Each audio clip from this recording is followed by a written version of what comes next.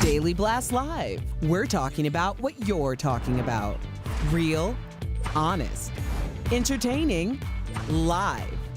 DBL starts right now. 3, 2. Nice and sharp. Welcome to DBL. It is Prairie.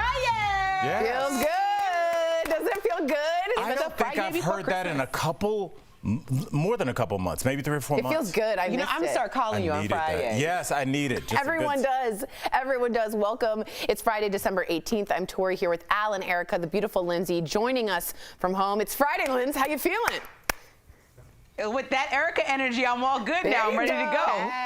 Hey, sis, hey. Hey, I can't do it well. All right, we have some really good news to continue this feeling about a coronavirus vaccine. First up, we got Vice President Mike Pence getting the Pfizer vaccine on live TV this morning to instill confidence that the shot is safe. He said he didn't feel a thing and called it a medical miracle. I think science had something to do with it. Meantime, Health and Human Services Secretary was on GMA saying he expects the FDA will grant emergency use authorization for the Moderna vaccine today. That'll become the nation's second vaccine to prevent COVID-19. So as we know, all of this can't come soon enough, as the coronavirus crisis has seen record-breaking death tolls this week. But here's something that might make you smile. Check out these healthcare workers in Boston, shout out to Boston, who are celebrating the arrival of the vaccines. I do my hair talk, check my nails. Baby, how you feeling? Hair talk, check my nails. Baby, how you feeling? Feeling good as hell. Baby, how you feeling?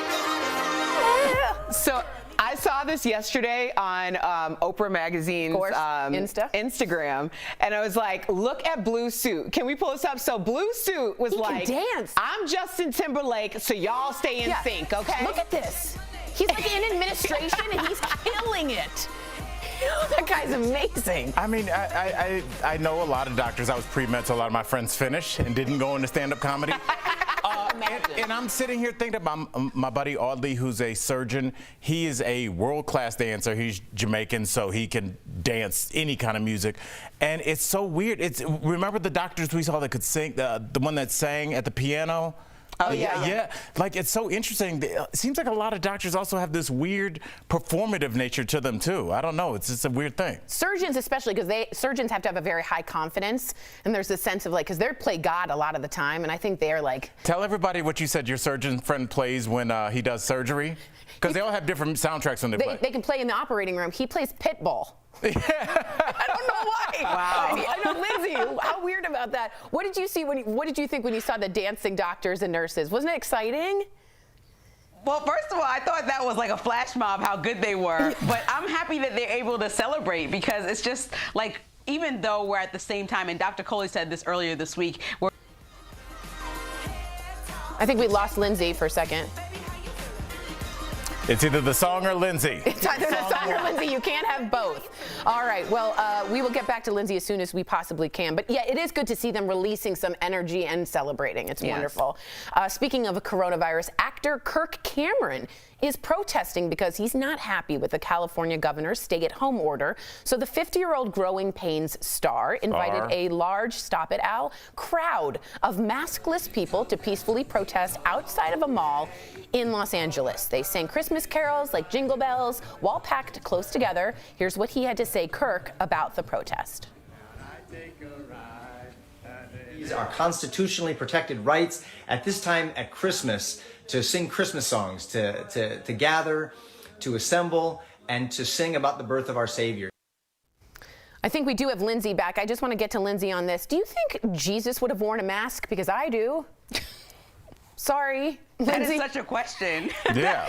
That's such a. But I really think. Listen, I'm not even against people getting together for carols 6 feet apart, but why can't they wear a mask? Right. I think it's just super irritating that people are just so obnoxiously selfish that they don't understand that even if you decide that this is your free will, unfortunately, when I would tell people to do whatever you want to do, it's your life and you can ruin it if you like to, this actually affects other people knowingly and unknowingly. Yes. So you might pass a grandma in a grocery store or touch something that they touched, and you could actually kill somebody. And so I just don't understand. As much as I understand the Christmas spirit, I don't understand this type of gathering with no protection at all, no distance and no masks. Right, and like you can choose to have a cigarette, but I'm not choosing to get coronavirus. You're choosing to walk around maskless. Al, what did you think when you saw this?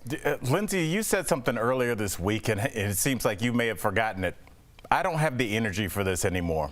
I don't, Lindsay. You know what? People are just going to keep doing this, girl. It always comes back to this constitutional right. There's this weird thing where we deal with this every holiday season, this fake war on Christmas. Like, first of all, they call it Black Friday because that's when businesses get back in the black. Businesses depend on Christmas, okay? So, like, it's not going anywhere. But these false narratives about, you know, my constitutional right and my God-given right.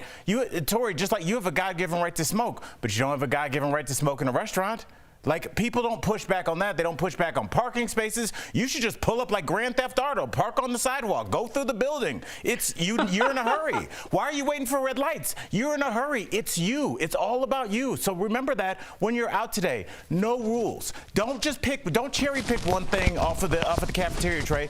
No rules. If you want to be a tough guy, I want to see no stoplights, no seat belts, smoke if you want, right in a baby's face. Have at it. Wow. Because apparently it's all about them and not about protecting the herd. It's become an individual right issue, which is interesting because safety seat belts also people protested against, and it's just a public health issue. You were nodding, Erica, to what Al was saying. Because it's not. I think what people also need to understand is that, okay, so you decided to go maskless. So that was your first decision. But what was your second? Because the stories that are coming out, again, because I'm very familiar with all of these funerals that are happening right now, we were at a gathering where someone knew that they were sick and brought it in anyway. Someone knew that they could possibly have had the virus and brought it to everyone else. So these are people who not only are just like, these are my rights, but it's also my right to infect you. Yeah. It's like, it's intentional at this point. I agree with you. I think it's intentional.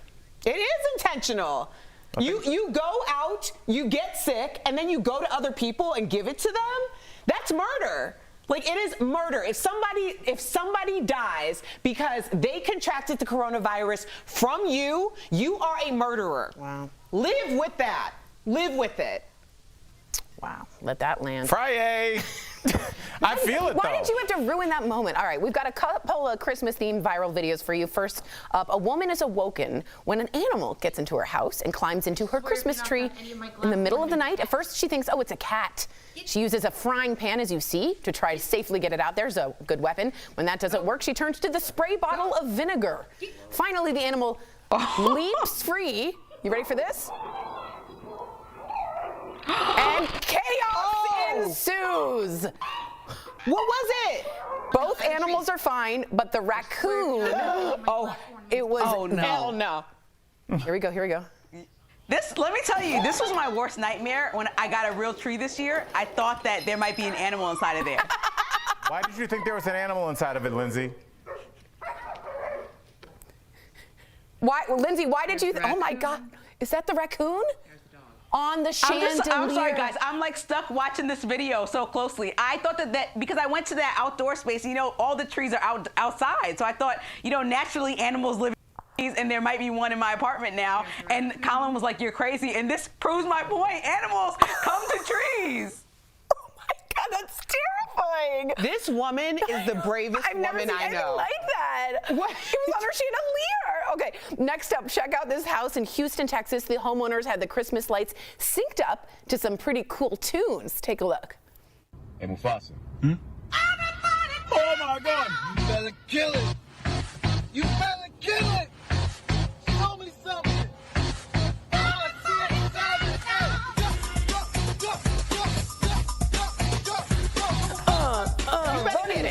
Running Man. Al, did you like That is, I love that. And it's so weird. That song probably came out 30 years ago, and it's still, it makes people dance. It It's slaps. the weird thing about that song. Well, it tells you to. It does. Tori just said it slaps, Erica. Is that You're not cool? even gonna. Oh. That's very cool. You used it correctly. I'm in shock. This song slaps. Okay, tell our audience what Excuse me, that I means. saw this video on Instagram yesterday, and it was to a different song, Juvenile, Back That Bleep Up. So I don't know, I got confused, or the person that posted it got confused, but I don't know what the real song was. Now I have to go find out. Okay, we will be checking with the booth on what the original song is. We have a dispute, I and don't there's think a it challenge. matters. We will not be playing Juvenile on daytime TV. That's just my years of my 3 years of expertise. Juvenile will not be discussed. All right, coming up on DBL, opinionated sportscaster and friend of the show, Me? Dale Hansen. No, not you. Dale Hansen gives his take on this very chaotic year. How do you think 2020 will go down in history? Plus, Connie Chung is dishing the dirt on some of her former colleagues, what she says about her time working with Barbara Walters and Dan Rather. Stay tuned.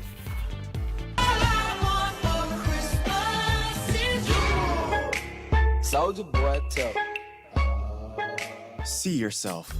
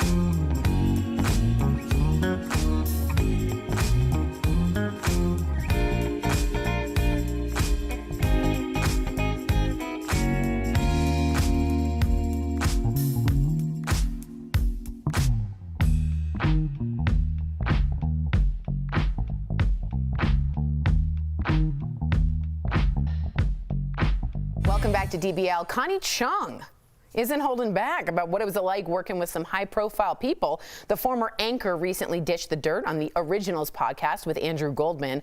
Connie said Dan Rather, who was her co-anchor on CBS Evening, was, quote, very Texas gentlemanly, but added that she felt if she turned her back, she would be in the shower scene from the movie Psycho. That is such a hard turn I didn't see coming. Meantime, Connie said working with Barbara Walters and Diane Sawyer at ABC was like Tanya Harding kneecapping Nancy Kerrigan. Take a look. When I got to ABC, both Diane and Barbara were in the same sort of arena of trying to get these big interviews. So when I tried to go after them, I was told I could not, that Barbara and Diane were the only ones who could compete for the interview, and I had to stand down. And I said, really? Okay, so if you don't know, she is married to Maury Povich, so I like that she's kind of dishing just like Maury with the gossip. I actually went to Connie's house a couple of years for a Christmas party. She's a lovely woman. Oh, really? Lovely woman, beautiful house, yes, lovely woman. What do you think about her dishing all this tea? I believe it. I know. I believe it. I mean, but the thing is, I don't want to make this into a woman thing because I think it's a competition I thing. agree with you. And especially at that time, there were only so many slots. But the idea that I can't stand when someone's told to like stand down, know your place. Like if we're going to compete, let's compete. Yeah, let's all be on the same playing field. Blows my mind, but I believe it. Lindsay, what do you think? What do you think about it? Do you think it was all too much? No, I'm totally not surprised. I was actually the most surprised by David Letterman's personality off camera. She said that he's very just like antisocial, but I actually can understand that because if you like are talking for a living, some people are very like to themselves and seem extroverted on TV, or like we heard about Ellen this year, seems super fun on TV and then also seems like a tyrant to people that she employs. So who knows? I'm not surprised though. Do you think Connie Chung's trying to make a comeback real quick, Al? No, I think when you're done with your career and you're in that reflective stage, I think you feel comfortable. Connie Chung's got more money than anybody could ever want. She's had a great career and was a true pioneer. And now she's like, yeah, now it's time for a little comeuppance. You guys did this and it's time for you to own this. I think she's coming back. I think we're seeing a comeback. Connie comeback. Coming up on DBL, Dale Hansen, who's gone viral for his takes on all kinds of topics, is sharing his thoughts on 2020. You gotta stick around to see if you agree or disagree with this opinion. Ladies.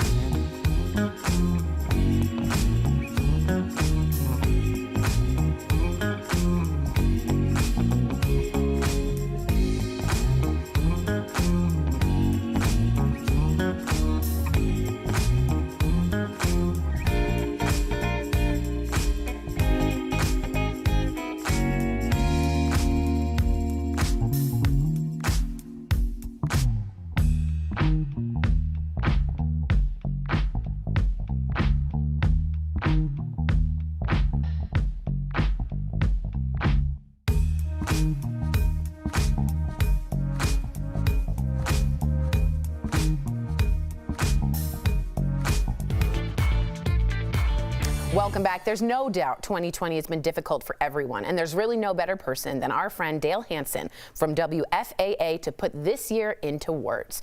It's been a while since you've seen him on DBL, so we're very happy to welcome him back. He joins us from his home in Dallas. Here's Dale's DBL 2020 take. When historians in the future begin to write the story about the year 2020, I don't think they're going to look favorably upon America, and I don't think they'll look back fondly at the Americans who have lived through the year either.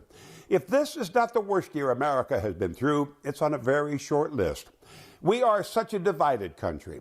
It's not 1861 when the first shot was fired to start the Civil War, but we're a great deal closer to that than we have ever been since. We've been through a pandemic before. We've had race riots in our streets before. Our economy has collapsed before, and we have certainly had corrupt, incompetent, lying politicians in our nation's capital before. But when have we ever had them all in the same year like we have this year? It doesn't surprise me that more than 81 million Americans voted for Joe Biden, wanting a change at the top. But it is incredibly surprising and disappointing to me that 74 million didn't. Those among us who claim to be the true patriots, the ones who love America more, don't believe anything about America. They don't believe the doctors and scientists who tell us to wear a mask. They don't believe the nurses who risk their lives trying to keep us alive, even telling those nurses on their deathbeds as they're about to die, the virus is a hoax. More people have died from that hoax in South Dakota, a state of less than 1 million people, than have died in South Korea, a country of 51 million. Those so-called patriots don't believe in the FBI and our intelligence agencies anymore, and they don't believe in the people who count the votes, who's actually just a neighbor down the street volunteering to be a part of our democracy. I choose to think of it this way. 2,900 people died on 9/11. We take our shoes off at the airport now, and we can't take a bottle of water and a big tube of toothpaste through the gate either. And no one objects, because it's to keep us all safe. But a mask? Well, let's kidnap a governor who would suggest such a thing, and yet we have a 9/11 in America 2 to 3 times a week now. If our parents and grandparents had behaved the way we do now during World War II, if that generation had made the same commitment and sacrifice that we do to win this war against the virus, we'd all be speaking German today. They would be disgusted if they could see what we have become, just like those historians will be when they write the story about the year 2020. There's an old saying that God will never give you more than you can handle. But when I look back at this year, it's not because she didn't try. Wow. Okay. I have often thought about, and I want to get to everyone here, the history of the 2020. And when you think of World War I, World War II, the sacrifices people made of rationing food, electricity, saving their silks to make parachutes for people to jump out of planes. We all sacrificed on the line, that greatest generation, and now we can't be patriotic enough to wear a mask. I am so on board with exactly what Dale said. Lindsay, did you think there was anything you didn't agree with? What'd you think? Yeah, because I'm actually inspired by how many people came together for different huge companies like airlines have come together to tell everybody to wear masks and even come together for racial justice in certain ways and helped us progress forward. But at the same time, when we think about the people who turned a blind eye to either the Black Lives Matter movement or completely turned a blind eye to everything that's going on with coronavirus, then I'm very disappointed about where we are and not even wearing their masks. It's like little things you're asked to do, just like care about somebody else, was a fail this year for some people, and that to me is disturbing. I bet all of our grandparents or great-grandparents would be like, they can't even sacrifice that much. Don't you agree? Yeah, I do, but I think you use the word patriotism, but I think the people not wearing masks think that they're being patriotic. I agree with you. And I think that's the difference, is like we have different definitions for the same thing. I hope we can get back together again. We'll be right back.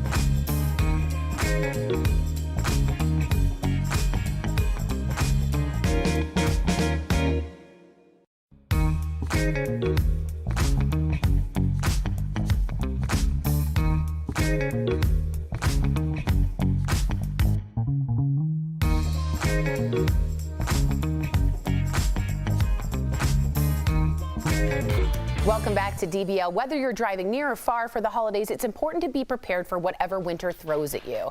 We're chatting about winter car essentials on today's DBL Drive, sponsored by CarShield.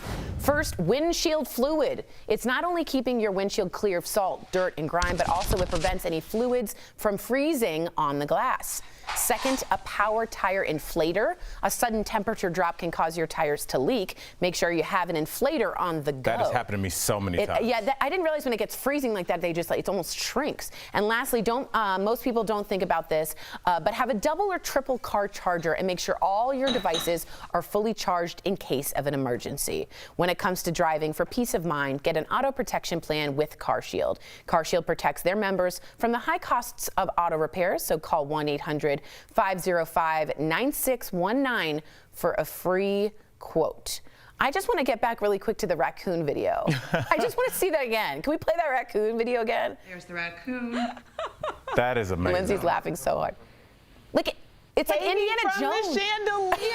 Oh, No. hell no. Look at, oh, it fell. It fell. That's a nightmare. Oh I'm my- sorry. That's a nightmare. oh my, on the couch. Does she have an open door for it to go out of? I would have been down the street. The raccoon could have the house. Yes. That's it. It's Yeah, over. what is that's like Jumanji. Get that out of here. That's a disaster. That's my worst nightmare. The rhinos are coming. All right, No. DBL is new every day. We will see you Monday, same time, same place. Bye, guys.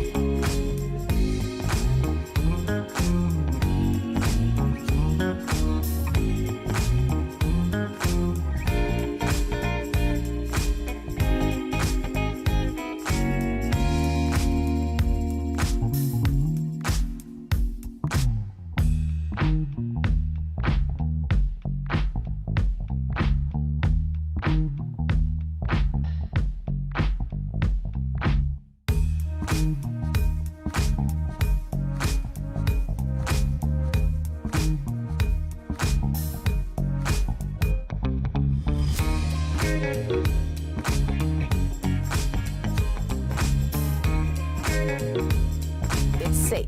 Great job. Plus, a group of healthcare workers do a dance to celebrate the vaccine. I do my hair talk, check my nails. Kirk Cameron's facing major backlash after combining a COVID protest with caroling. You guys having fun? Were the singers spreading more than just Christmas cheer? A woman gets an early holiday surprise, but we're not talking presents. You won't believe the critter she found hiding in her tree. And outspoken sportscaster Dale Hansen is looking back on 2020. How does he think the year will go down in history? If this is not the worst year America has been through, it's on a very short list. Real, honest, entertaining, live. DBL starts right now. Welcome to DBL. It is Friday, December 18th. I'm Sam here with Tori and Erica. Jeff joining us from home. Okay, before we begin, I think we all need this. Erica, please give us a little Friday. Ooh, it's Friday. We haven't had that in a while. It feels so good. In fact, we have more good news about a coronavirus vaccine. First up, Vice President Mike Pence got the Pfizer vaccine on live TV this morning to instill confidence that the shot is safe. He said he didn't feel a thing. He called it a medical miracle. Meantime, Health and Human Services Secretary was on GMA saying he expects the FDA will grant emergency use authorization for the Moderna vaccine today. That'll become the nation's second vaccine to prevent COVID-19. So all of this cannot come soon enough as the coronavirus crisis has seen record-breaking death tolls this week.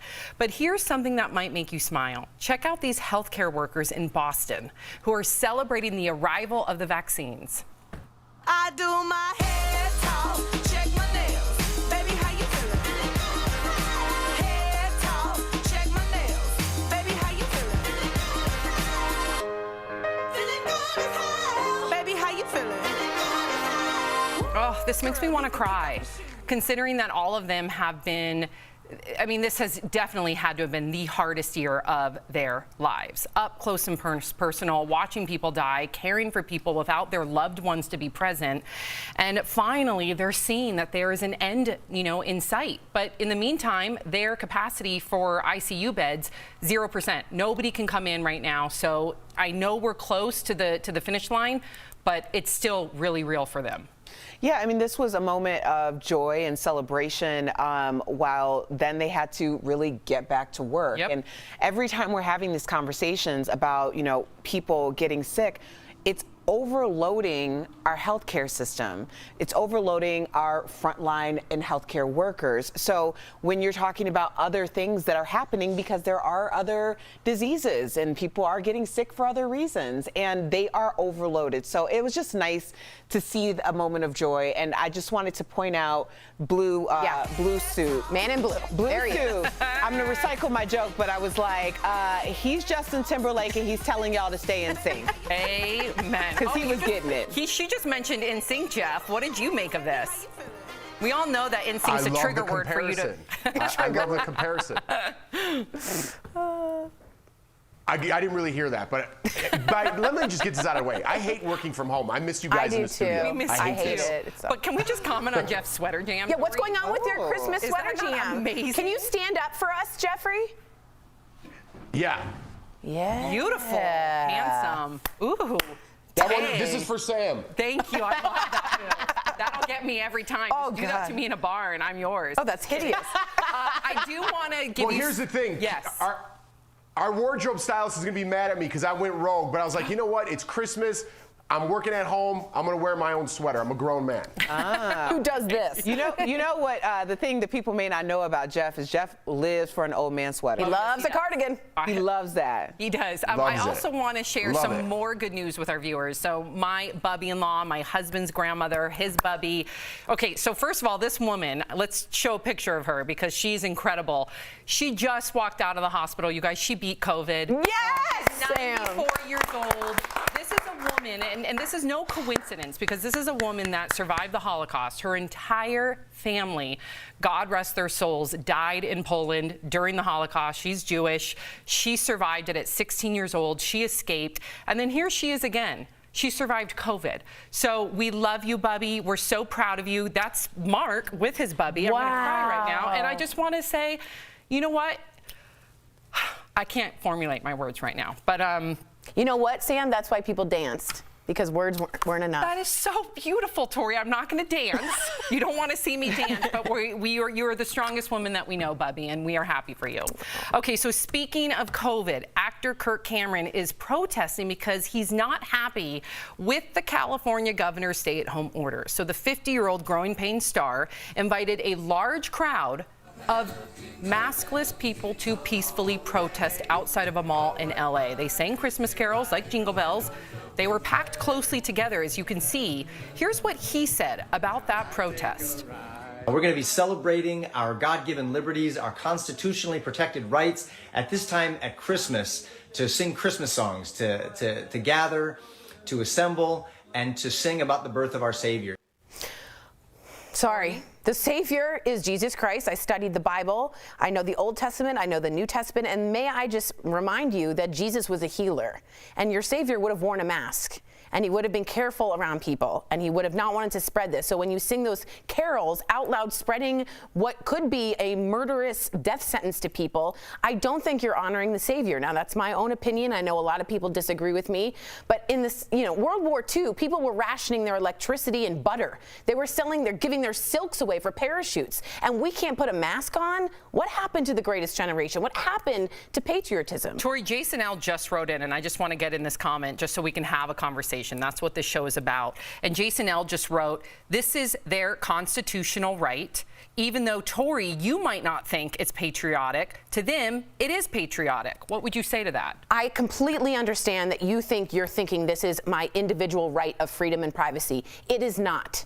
It is not. I'm telling you, as a person who studies the Constitution and has met with constitutional scholars, the right to not wear a mask is not an individual right that you get to have. You have to wear seatbelts. You had to take the polio vaccine. All of these things are very, very normal. What you don't have a right is have a policeman to come into your house without knocking or announcing or doing other things like that. But this itself is a public health pandemic and not your own individual rights. Not everything is about you. And that's hard for Americans, I think, to get across. All right, keep writing in, DBL Nation. We love to hear from you. We do have one more story, and this is a little bit of a fun one, so we're going to switch gears. We've got a couple of Christmas-themed viral videos for you. Up first, a woman is woken up when an animal gets into her house, climbs into her Christmas tree in the middle of the night. At first, she thinks it's a cat, uses a frying pan to try and safely get it out. Okay, Erica. When that doesn't work, she turns to a spray bottle of vinegar. Finally, Jeff, the animal leaps free. Chaos ensues. Watch.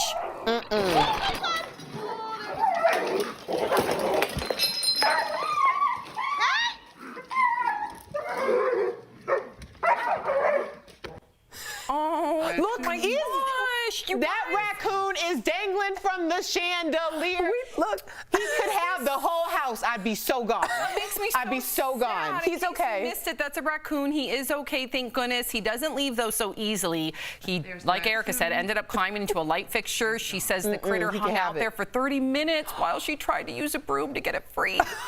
Oh, okay, so Jeff, what do you make of this? What would you do if you saw a raccoon in your Christmas tree, Jeffrey?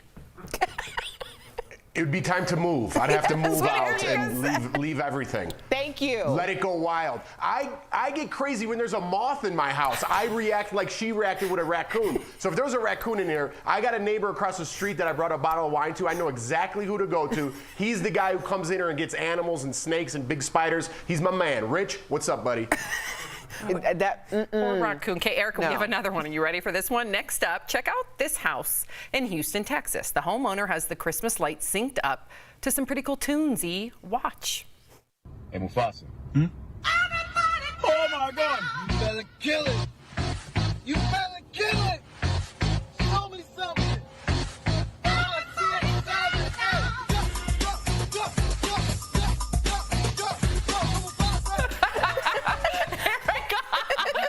my God.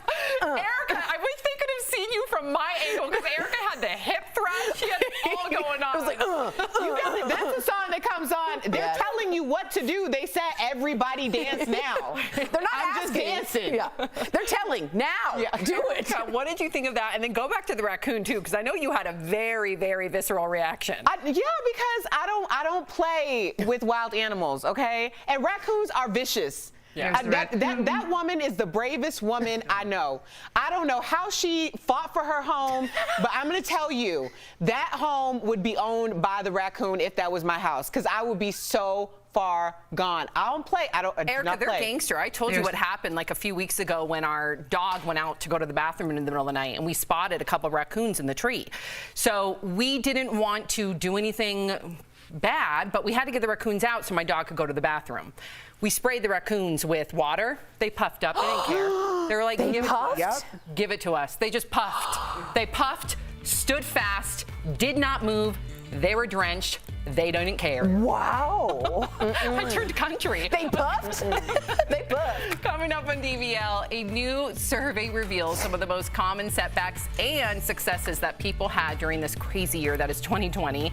Plus, opinionated sportscaster and friend of the show, Dale Hansen, gives his take of 2020. You do not want to miss it.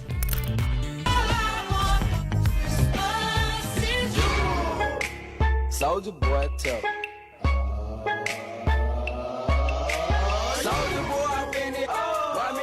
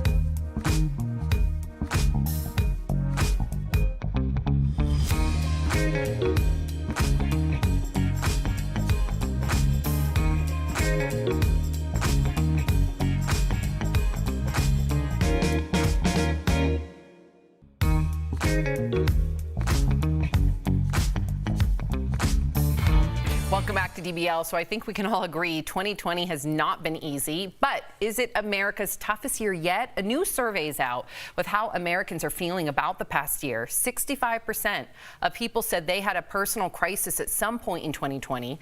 Nearly 7 in 10 people said this past year left them feeling defeated. So what are some of the top reasons for feeling exhausted by 2020? Obviously, the pandemic ranked way up there. 45% said it was the presidential election. 35% said that misinformation about the coronavirus left them exhausted.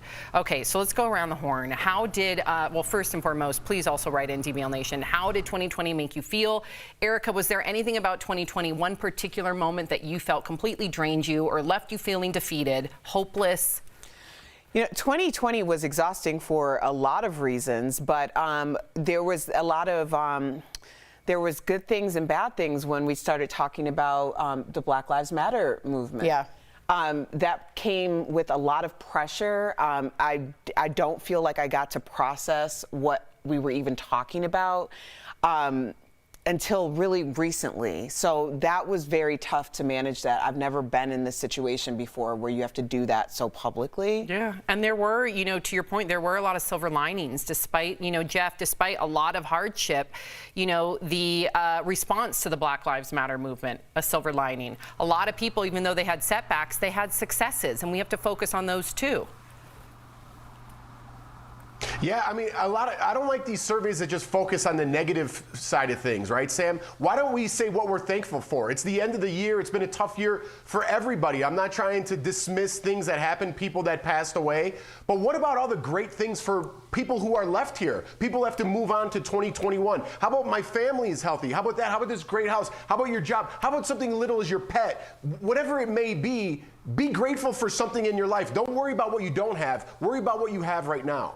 All right, thank you for that, Jeff. Coming up on DBL, Dale Hansen, who's gone viral for his takes on all kinds of topics, is sharing his thoughts on 2020. Stick around to see if you agree or disagree with his opinion.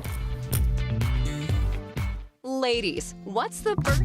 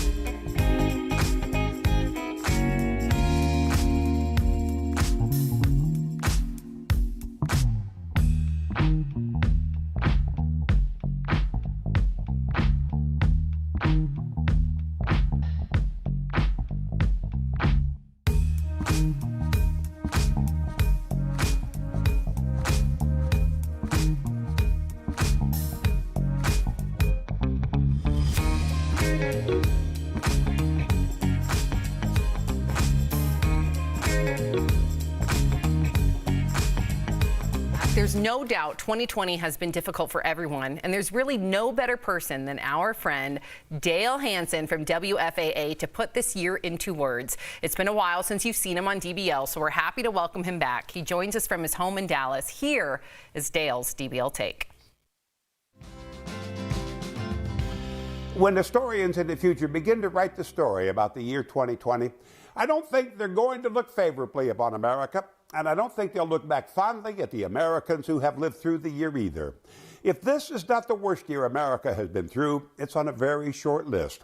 We are such a divided country. It's not 1861 when the first shot was fired to start the Civil War, but we're a great deal closer to that than we have ever been since. We've been through a pandemic before. We've had race riots in our streets before. Our economy has collapsed before, and we have certainly had corrupt, incompetent, lying politicians in our nation's capital before. But when have we ever had them all in the same year like we have this year? It doesn't surprise me that more than 81 million Americans voted for Joe Biden, wanting a change at the top. But it is incredibly surprising and disappointing to me that 74 million didn't. Those among us who claim to be the true patriots, the ones who love America more, don't believe anything about America. They don't believe the doctors and scientists who tell us to wear a mask. They don't believe the nurses who risk their lives trying to keep us alive, even telling those nurses on their deathbeds as they're about to die, the virus is a hoax. More people have died from that hoax in South Dakota, a state of less than 1 million people, than have died in South Korea, a country of 51 million. Those so-called patriots don't believe in the FBI and our intelligence agencies anymore, and they don't believe in the people who count the votes, who's actually just a neighbor down the street volunteering to be a part of our democracy. I choose to think of it this way. 2,900 people died on 9/11. We take our shoes off at the airport now, and we can't take a bottle of water and a big tube of toothpaste through the gate either. And no one objects because it's to keep us all safe.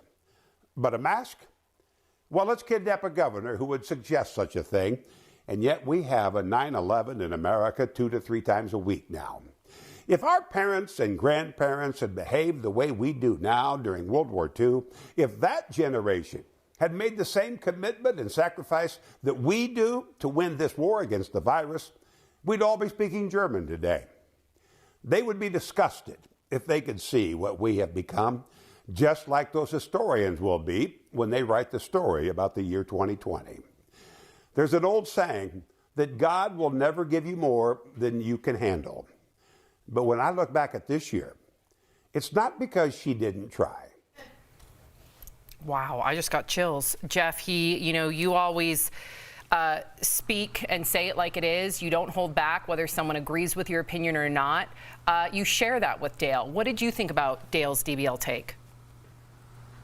I always love having Dale on the show. He shoots it straight, and I tried to as well. I think the thing that really hit me the most was the airport thing. I mean, we take our shoes off. He's right. We don't bring liquids onto a plane for our safety. I don't understand why this doesn't resonate with people, why it's becoming a religious thing, why it's becoming a political thing. It blows my mind, you know. I don't know what to say to those people. Well, that's the thing. People want to make it very easy to identify everyone. So it's like, okay, so you don't wear a mask, you do believe in congregating, you do vote for this person, you do, and you're in this category. Like, we can take different issues out and like maybe believe in some and don't believe in others. I don't understand what this identifying or identity politics or identity issue is on this. Well, like, just, can we think? Yeah, I just have to say, science doesn't care if you believe it or not. The virus will still happen. So I'm proud that he said that, and I think history will look back on this time as a dark time. I really do. Wow. Well, coming up on DBL, another update on the Tom Cruise rant. We've got the latest development from the Mission Impossible set, plus a first look at the Coming to America sequel. The new photos released ahead of the movie's debut. Promotional consideration.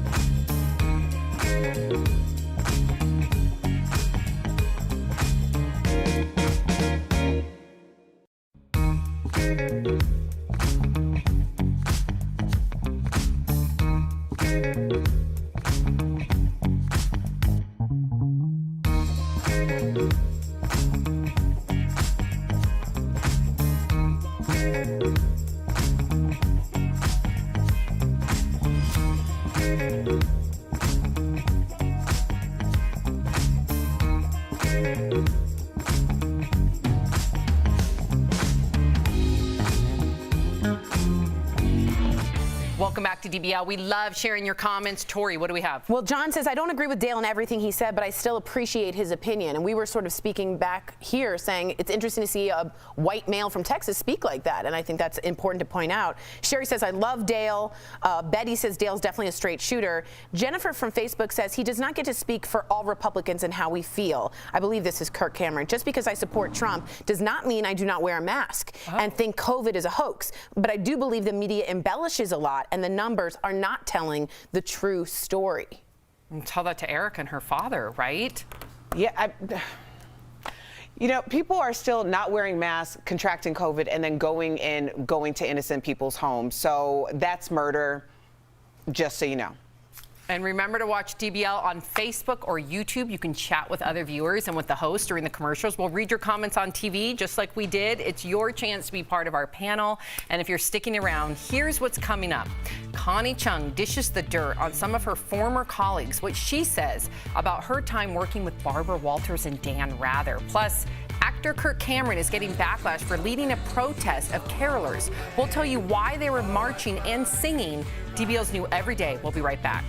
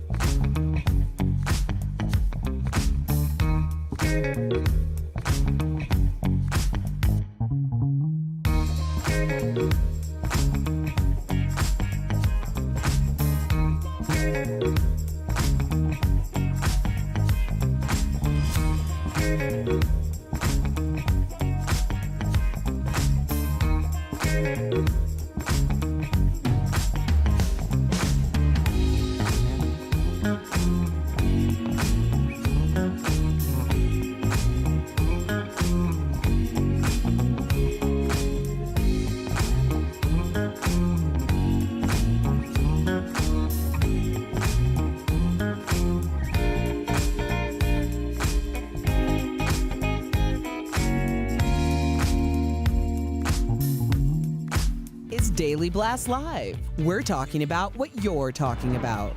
Real, honest, entertaining, live. DBL starts right now.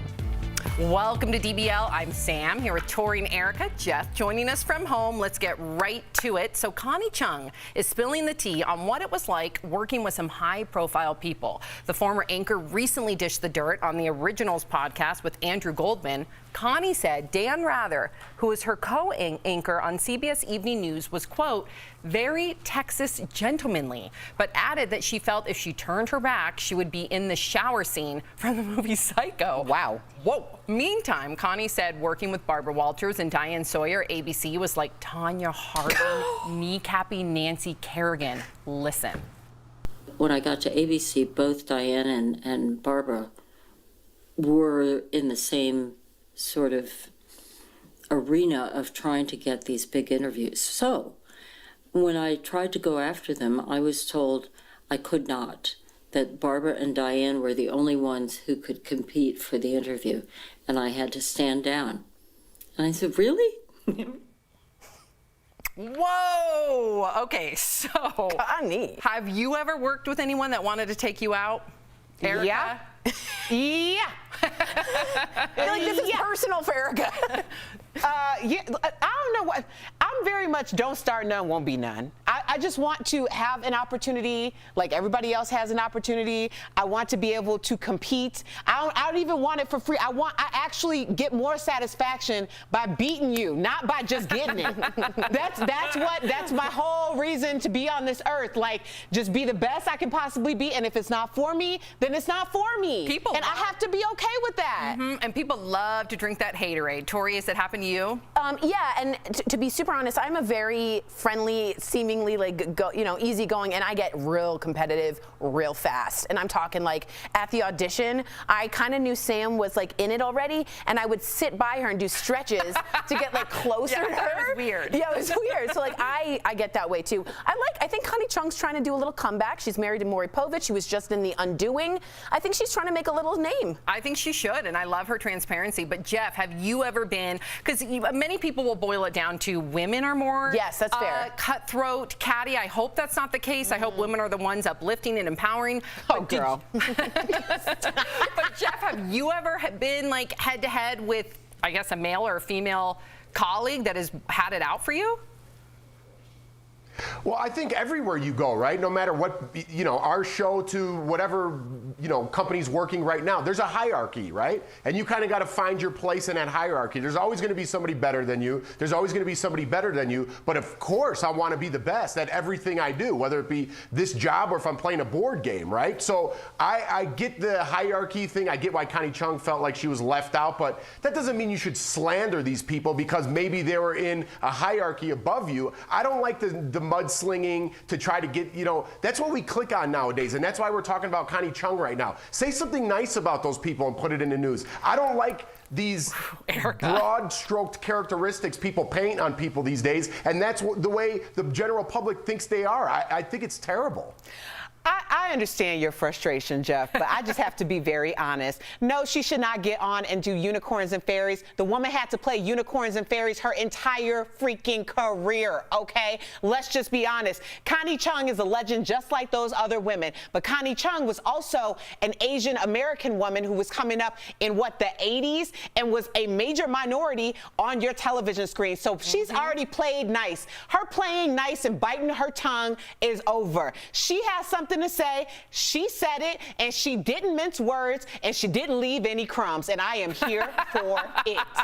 She didn't leave any crumbs. I'm hungry now. Okay. It's good. All right, let's get back to Tom Cruise. We've been talking about him for the past few days. Jeez Louise. Yeah, well, he made headlines this week for his on-set meltdown, but he's reportedly smitten with one of his co-stars. According to The Sun, Tom is dating his Mission Impossible co-star, British actress Hayley Atwell. The two reportedly hit it off on set from day one. Meantime, Behind the Sun is also reporting that Tom shut down production for Christmas early.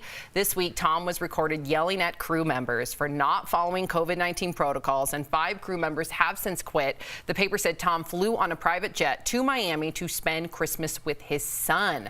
Okay, so Jeff, the fact that he's dating yet another co-star, I mean, people get pretty cozy on set. You met Jordan on set, so to speak.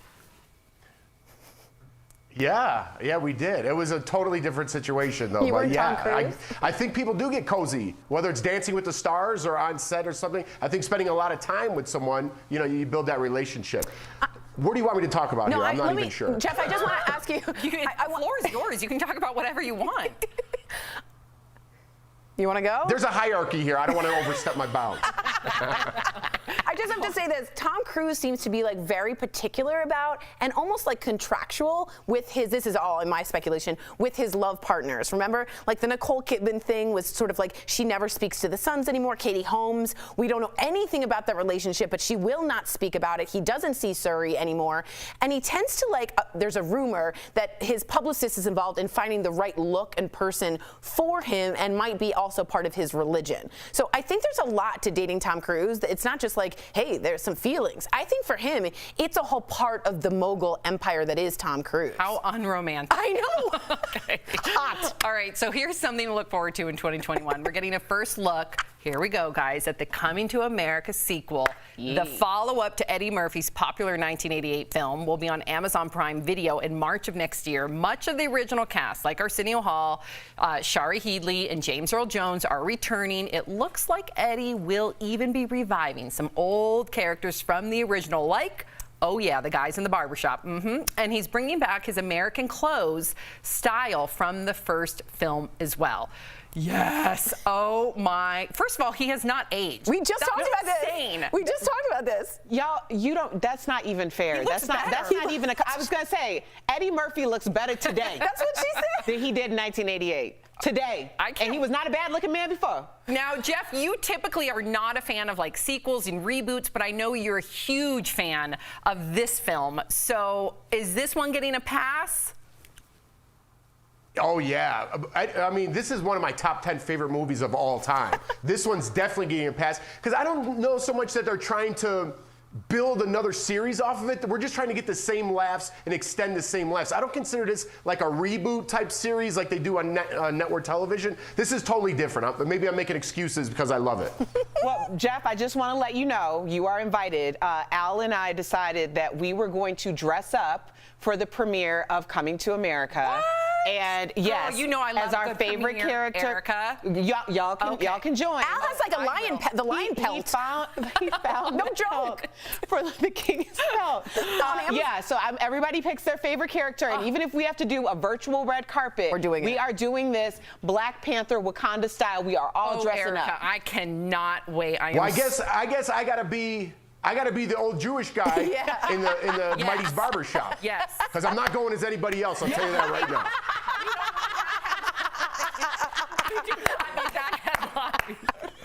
Well, that's fun. Okay, so Kelly Ripa and her husband Mark Consuelos are returning to their soap opera roots. According to Variety, the couple is producing a primetime spinoff of the soap All My Children called Pine Valley. The show is about a young journalist with a secret agenda to expose the town's dark history.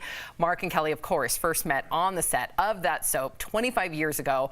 All My Children ran on ABC from 1970 until it was canceled in 2021.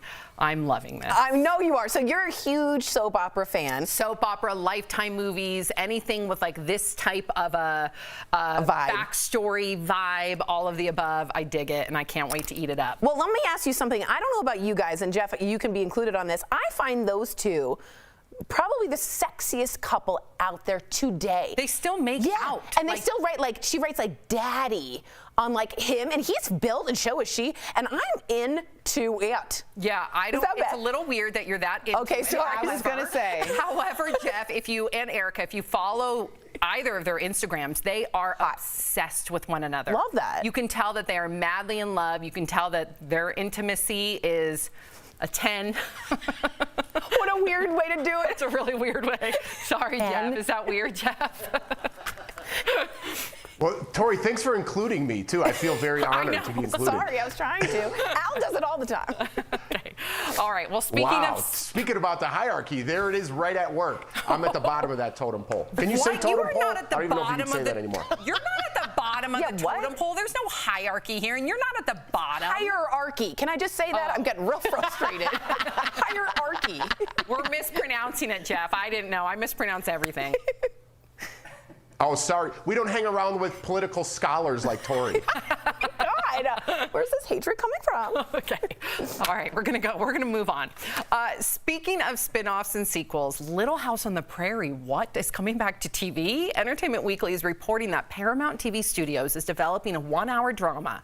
It's based on the Little House TV show that starred Michael Landon, Melissa Gilbert as Charles, and Laura Half-Pint Ingalls. It aired on NBC from 1974 to 1983. Wait, what? Yeah. They're bringing this back and they're not bringing back Anne with an E? Oh, God, I'm Sam. really upset about this. Oh, my God. I know you guys are tired of it. I know you are. But until you watch it, you'll finally get on board. Are you surprised that they're bringing this back? Little House on the Prairie? Yes, Little House on the Prairie. A little. I mean, there were some. Little House on the Prairie was very suspect on the racial front. Okay? I totally know what you mean. Very suspect. I was confused because of the racial aspect, and also like I just don't see people clamoring right now for Prairie life. Like that doesn't seem like a big hit. Maybe now is the time where people are clamoring for Prairie life. But like again, the whole time was very uncomfortable for a lot of different races and women, and I don't get it. Yeah. Give me another story. What if they're going to somehow shine a spotlight on That'd be it? interesting. Because that's what I do not want you guys to say enough with Anne with an E, but that's Anne with an E shines a spotlight on the disparity, on discrimination, especially it really does show you exactly what happened to Indigenous people back then and their children. It also talks about what happened to a lot of black families back then. So, and as well as LGBTQ. So it's something that really opens up your eyes to the injustices that took place during that time. And I think it's just super educational and beautiful. Well, I think that's wonderful, and maybe I will catch Anne with an E. But Little House on the Prairie doesn't need a. Okay, you know what? There's a Little House on the Prairie that they're gonna come at me because they want to see their new Little House on the Prairie. So let them have it. We ain't got to watch it. It's there. She gave up on that. All right, so we do want to give a couple of DBL birthday shout outs. Yes. First, happy birthday to Brad Pitt. He turns 57. That's crazy. He's getting close to 60. He still looks very good. Yes. Sorry. And Rolling Stones guitarist Keith Richards is 77.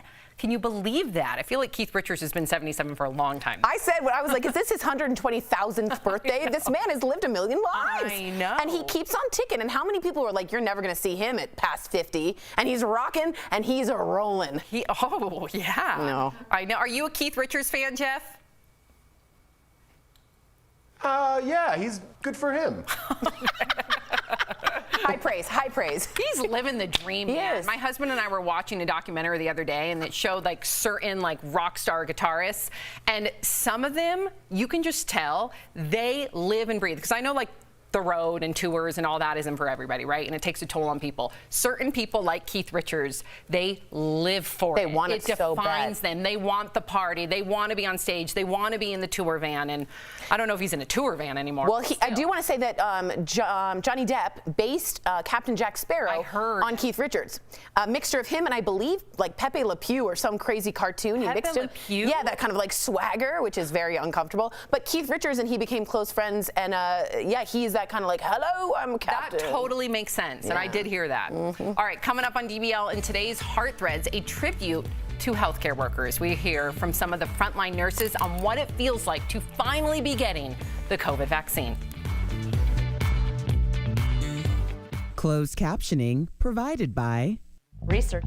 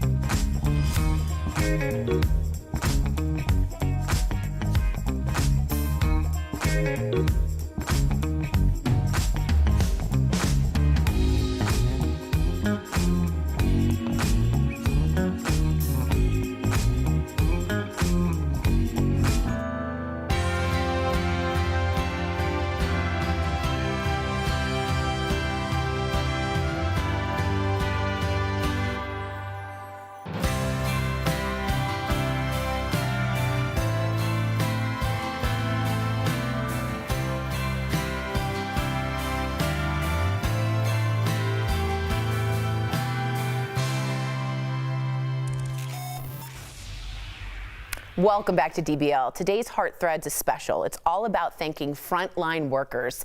They have been battling the pandemic for months, risking their own health. And here's just a small glimpse of how they're feeling now that the coronavirus vaccine is starting to roll out. The COVID vaccine is being shipped across the country. Frontline workers will soon have protection against the virus. Here's what it means to them. Just lost my 27th patient today. So the vaccine I took today was for her family and for the other 26 that I've lost, but for all of the other families and patients that I've held their hands, because me and the staff on the units, we're their family. We're the ones holding their hands. We're the ones telling them they're going to be okay. I miss my own family, so I did this today for my son, who's 7, and for my husband. I've been working with these patients for so long, and I've just seen what it can do. I'm sorry. I really need to get back to my patient. I feel very excited to be the first one to receive the vaccine. How do you feel? Excellent. All right.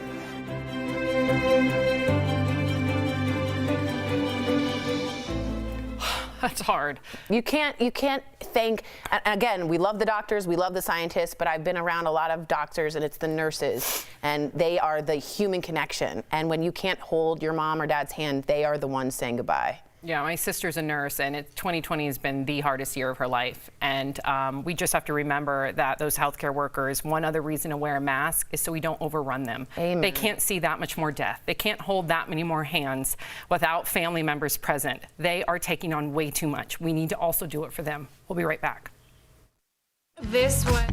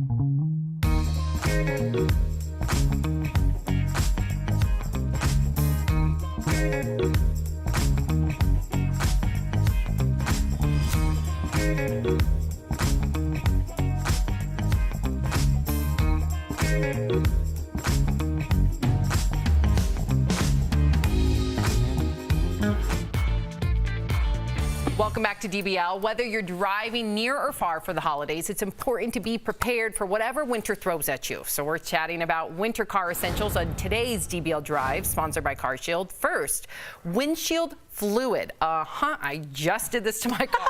It not only keeps your windshield clear of salt, dirt, and grime, but also prevents any fluids from freezing on the glass. Second, a power tire inflator. A sudden temperature drop can cause your tires to leak. Make sure you have an inflator on the go. Lastly, most people don't think about this, but have a double or triple car charger. Make sure all your devices are fully charged in case of an emergency. So when it comes to driving, for peace of mind, get an auto protection plan with CarShield. CarShield protects their members from the high cost of auto repairs. Call 1-800-505-9619 for a free quote. So another thing that needs to be added is that little individual jumper thing in case your car does. And we just had this happen, Anthony and I. Our vehicle was like dead. How? Because we don't, and this is going to happen to people because people aren't driving as much as they usually would be. Right. We hardly ever drive, so we took the car out, it got cold, and then we got back in the car, and it was like not starting at all. Jeff, I feel like you would have all these things ready to go in your car. Do you have every single thing that they talked about? Yeah, absolutely, including the windshield fluid. That's very important. And the lesson from my Grandma Schroeder, what you could do is take the leftover windshield fluid, pour it in your Windex, so it looks like you're buying name brand, but really you're tricking everybody. Oh, I love it, Grandma Schroeder. Corey, I feel like you do not do this in your car. I do, and I will say this, I have lady cables. They are jumper cables for ladies that are easier to do, and they tell you which one to do in case of an emergency. That sounds really sexist. We'll be right back. Promotional consideration.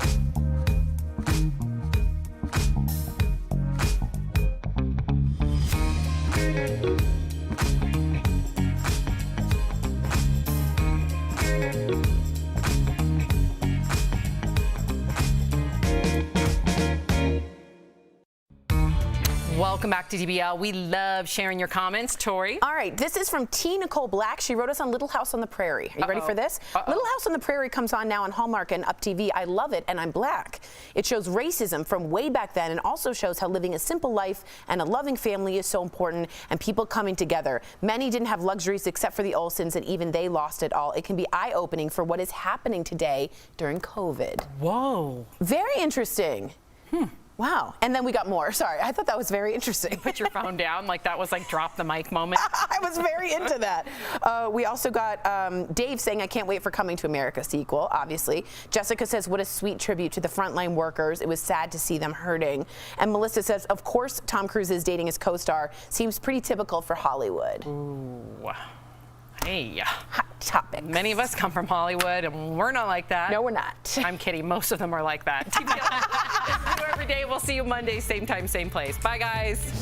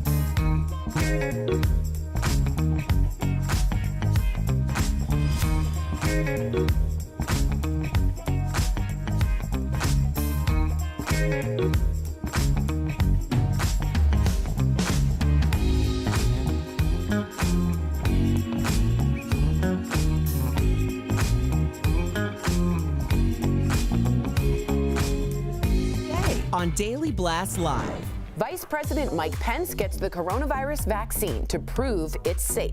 Great job.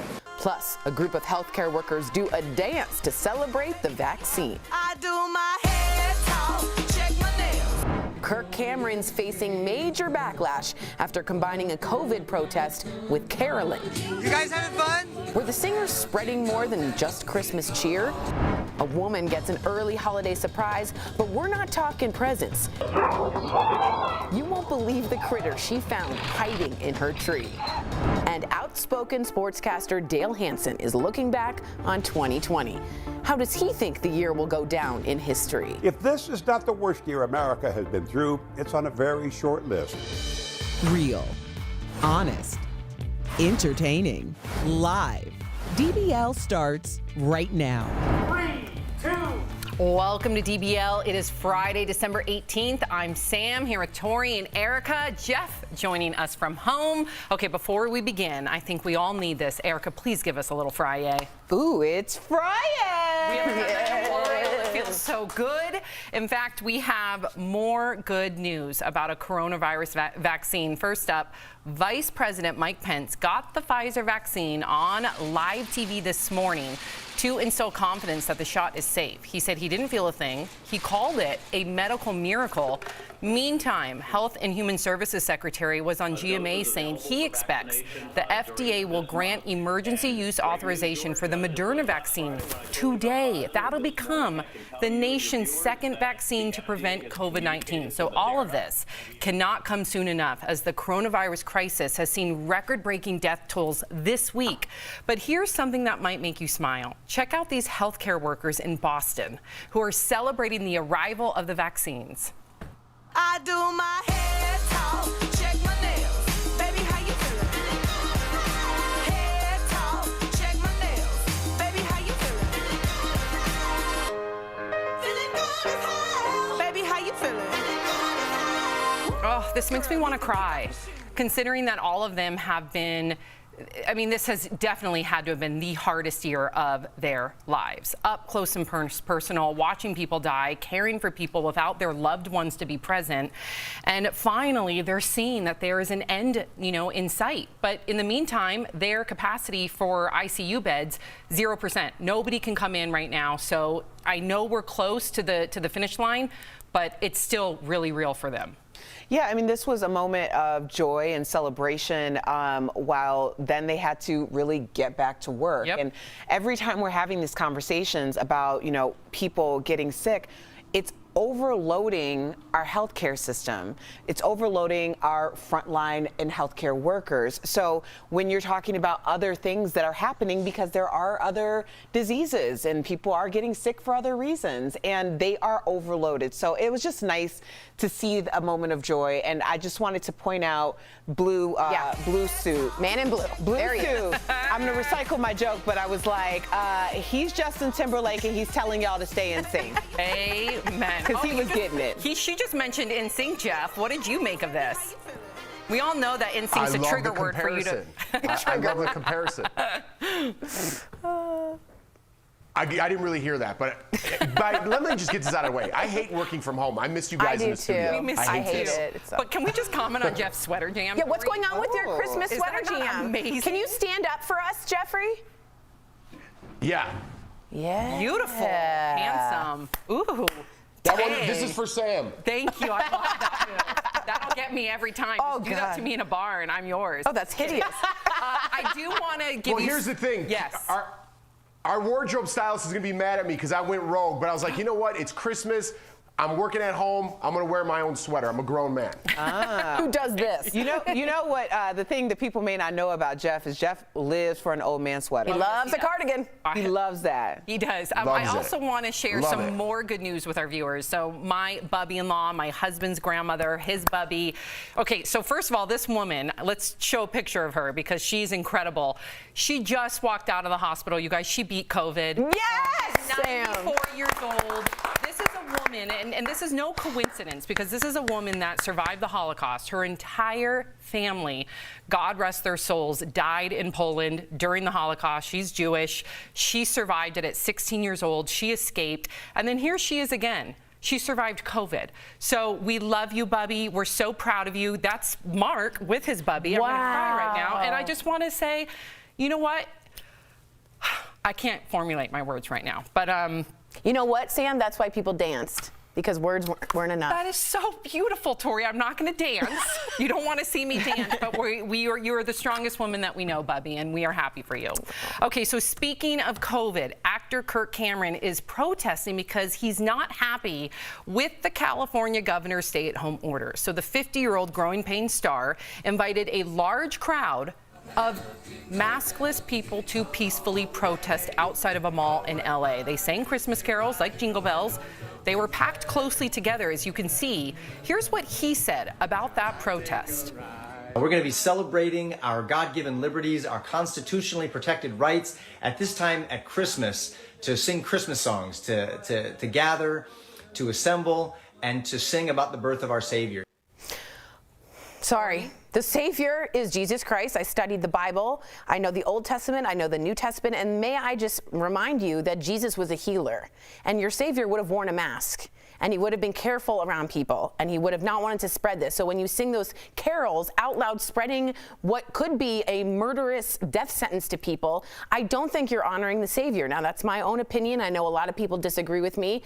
But in this, World War II, people were rationing their electricity and butter. They're giving their silks away for parachutes. And we can't put a mask on? What happened to the greatest generation? What happened to patriotism? Tori, Jason L. just wrote in, and I just want to get in this comment just so we can have a conversation. That's what this show is about. And Jason L. just wrote, this is their constitutional right.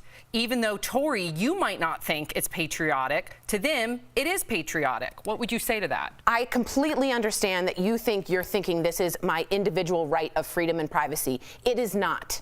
It is not. I'm telling you, as a person who studies the Constitution and has met with constitutional scholars, the right to not wear a mask is not an individual right that you get to have. You have to wear seatbelts. You had to take the polio vaccine. All of these things are very, very normal. What you don't have a right is have a policeman to come into your house without knocking or announcing or doing other things like that. But this itself is a public health pandemic and not your own individual rights. Not everything is about you. And that's hard for Americans, I think, to get across. All right, keep writing in, DBL Nation. We love to hear from you. We do have one more story, and this is a little bit of a fun one, so we're going to switch gears. We've got a couple of Christmas-themed viral videos for you. Up first, a woman is woken up when an animal gets into her house, climbs into her Christmas tree in the middle of the night. At first, she thinks it's a cat, uses a frying pan to try and safely get it out. Okay, Erica. When that doesn't work, she turns to a spray bottle of vinegar. Finally, Jeff, the animal leaps free. Chaos ensues. Watch.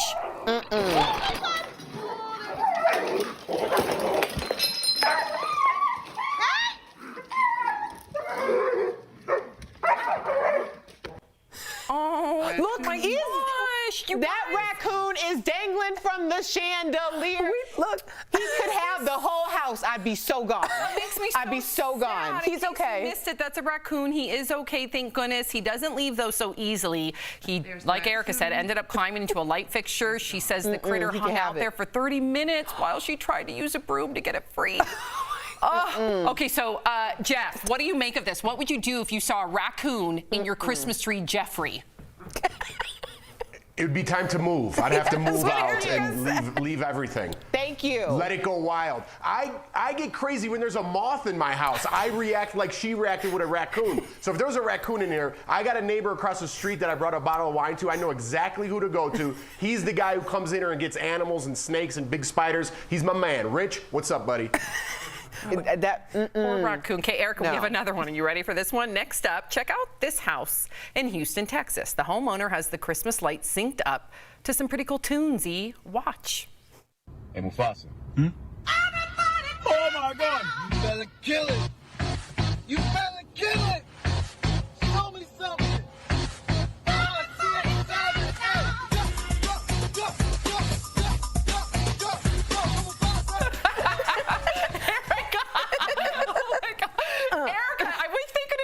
From my angle, because Erica had the hip thrust, she had it all going on. I was like, that's a song that comes on. They're telling you what to do. They said everybody dance now. They're not I'm just asking. dancing. Yeah. They're telling now. Yeah. Do it. What did you think of that? And then go back to the raccoon too, because I know you had a very, very visceral reaction. Yeah, because I don't play with wild animals, okay? And raccoons are vicious. Yeah. That woman is the bravest woman I know. I don't know how she fought for her home, but I'm going to tell you, that home would be owned by the raccoon if that was my house, because I would be so far gone. I don't play. I do Erica, not they're play. gangster. I told you what happened like a few weeks ago when our dog went out to go to the bathroom in the middle of the night, and we spotted a couple of raccoons in the tree. So we didn't want to do anything bad, but we had to get the raccoons out so my dog could go to the bathroom. We sprayed the raccoons with water. They puffed up. They didn't care. They were like, give it to us. They just puffed. They puffed, stood fast, did not move. They were drenched. They didn't care. Wow. I turned country. They puffed? They puffed. Coming up on DBL, a new survey reveals some of the most common setbacks and successes that people had during this crazy year that is 2020. Plus, opinionated sportscaster and friend of the show, Dale Hansen, gives his take of 2020. You do not want to miss it.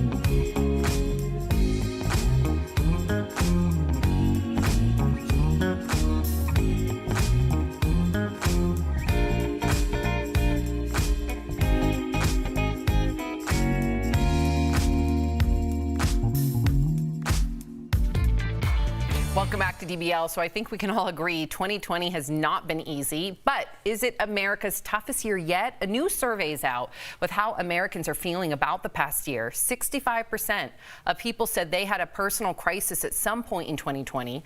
Nearly 7 in 10 people said this past year left them feeling defeated. So what are some of the top reasons for feeling exhausted by 2020? Obviously, the pandemic ranked way up there. 45% said it was the presidential election. 35% said that misinformation about the coronavirus left them exhausted. Okay, so let's go around the horn. How did, well, first and foremost, please also write in DBL Nation. How did 2020 make you feel? Erica, was there anything about 2020, one particular moment that you felt completely drained you or left you feeling defeated, hopeless? You know, 2020 was exhausting for a lot of reasons, but there was a lot of there was good things and bad things when we started talking about the Black Lives Matter movement. Yeah. That came with a lot of pressure. I don't feel like I got to process what we were even talking about until really recently. So that was very tough to manage that. I've never been in this situation before where you have to do that so publicly. Yeah, and there were, you know, to your point, there were a lot of silver linings despite, you know, Jeff, despite a lot of hardship, you know, the response to the Black Lives Matter movement, a silver lining. A lot of people, even though they had setbacks, they had successes, and we have to focus on those too. Yeah, I mean, I don't like these surveys that just focus on the negative side of things, right, Sam? Why don't we say what we're thankful for? It's the end of the year. It's been a tough year for everybody. I'm not trying to dismiss things that happened, people that passed away. But what about all the great things for people who are left here? People have to move on to 2021. How about my family is healthy? How about that? How about this great house? How about your job? How about something little as your pet? Whatever it may be grateful for something in your life. Don't worry about what you don't have. Worry about what you have right now. All right, thank you for that, Jeff. Coming up on DBL, Dale Hansen, who's gone viral for his takes on all kinds of topics, is sharing his thoughts on 2020. Stick around to see if you agree or disagree with his opinion. Ladies.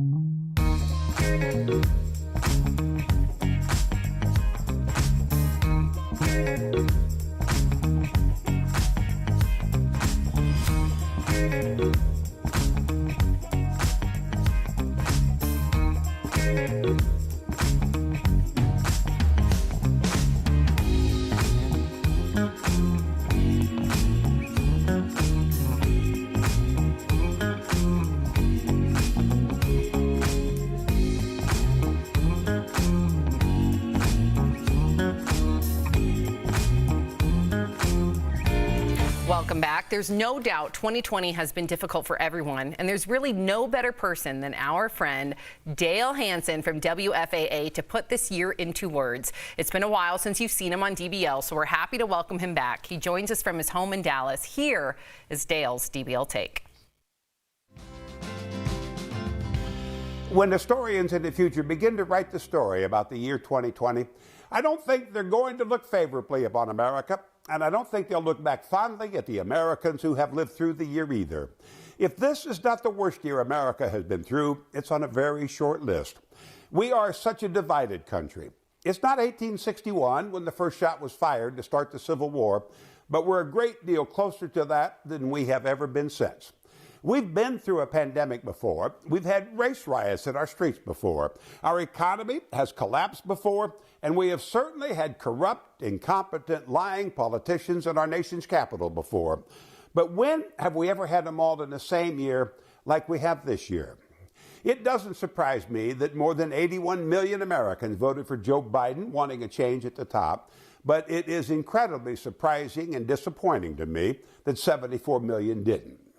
Those among us who claim to be the true patriots, the ones who love America more, don't believe anything about America. They don't believe the doctors and scientists who tell us to wear a mask. They don't believe the nurses who risk their lives trying to keep us alive, even telling those nurses on their deathbeds as they're about to die, the virus is a hoax.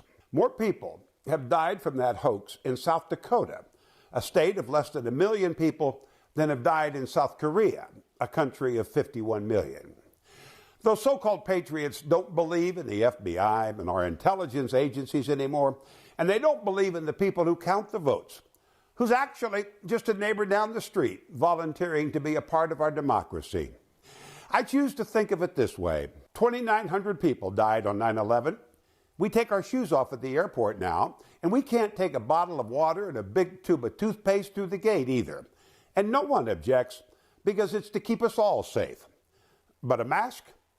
Well, let's kidnap a governor who would suggest such a thing, and yet we have a 9/11 in America 2 to 3 times a week now. If our parents and grandparents had behaved the way we do now during World War II, if that generation had made the same commitment and sacrifice that we do to win this war against the virus, we'd all be speaking German today. They would be disgusted if they could see what we have become, just like those historians will be when they write the story about the year 2020. There's an old saying that God will never give you more than you can handle. But when I look back at this year, it's not because she didn't try. Wow, I just got chills. Jeff, you always speak and say it like it is. You don't hold back whether someone agrees with your opinion or not.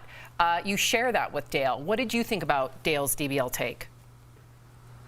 I always love having Dale on the show. He shoots it straight, and I tried to as well. I think the thing that really hit me the most was the airport thing. I mean, we take our shoes off. He's right. We don't bring liquids onto a plane for our safety. I don't understand why this doesn't resonate with people, why it's becoming a religious thing, why it's becoming a political thing. It blows my mind, you know?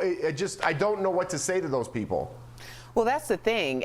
People want to make it very easy to identify everyone. So it's like, okay, so you don't wear a mask, you do believe in congregating, you do vote for this person, you do, and you're in this category. Like, we can take different issues out and like maybe believe in some and don't believe in others. I mean, I don't understand what this identifying or identity politics or identity issue is on this. Well, like, just, can we think? Yeah, I just have to say, science doesn't care if you believe it or not. The virus will still happen. So I'm proud that he said that, and I think history will look back on this time as a dark time. I really do. Wow. Well, coming up on DBL, another update on the Tom Cruise rant. We've got the latest development from the Mission Impossible set, plus a first look at the Coming to America sequel. The new photos released ahead of the movie's debut. Promotional.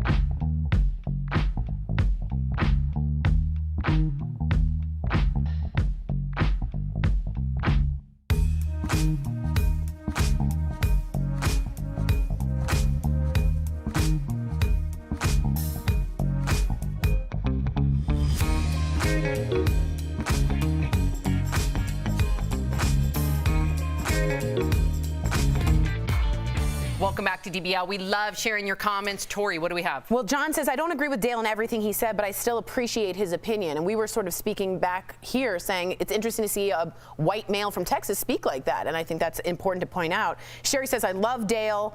Betty says Dale's definitely a straight shooter. Jennifer from Facebook says he does not get to speak for all Republicans and how we feel. I believe this is Kirk Cameron. Just because I support Trump does not mean I do not wear a mask and think COVID is a hoax. But I do believe the media embellishes a lot and the numbers are not telling the true story. And tell that to Erica and her father, right?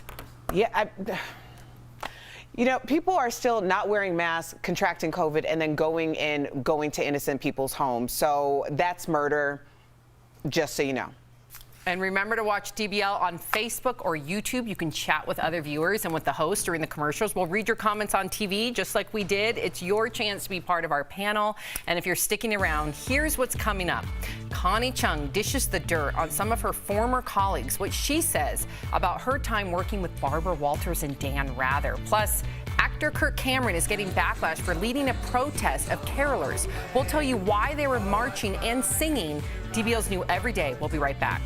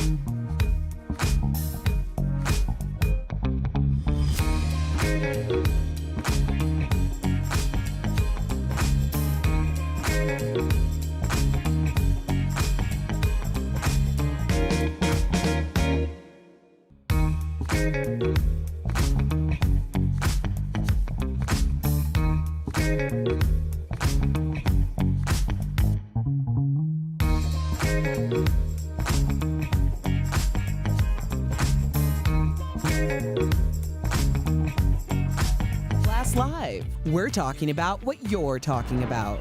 Real, honest, entertaining, live. DBL starts right now. Welcome to DBL. I'm Sam here with Tori and Erica. Jeff joining us from home. Let's get right to it. So Connie Chung is spilling the tea on what it was like working with some high-profile people. The former anchor recently dished the dirt on the Originals podcast with Andrew Goldman. Connie said Dan Rather, who is her co-anchor on CBS Evening News, was, quote, very Texas gentlemanly, but added that she felt if she turned her back, she would be in the shower scene from the movie Psycho. Wow. Whoa. Meantime, Connie said working with Barbara Walters and Diane Sawyer, ABC, was like Tanya Harding kneecapping Nancy Kerrigan. Listen.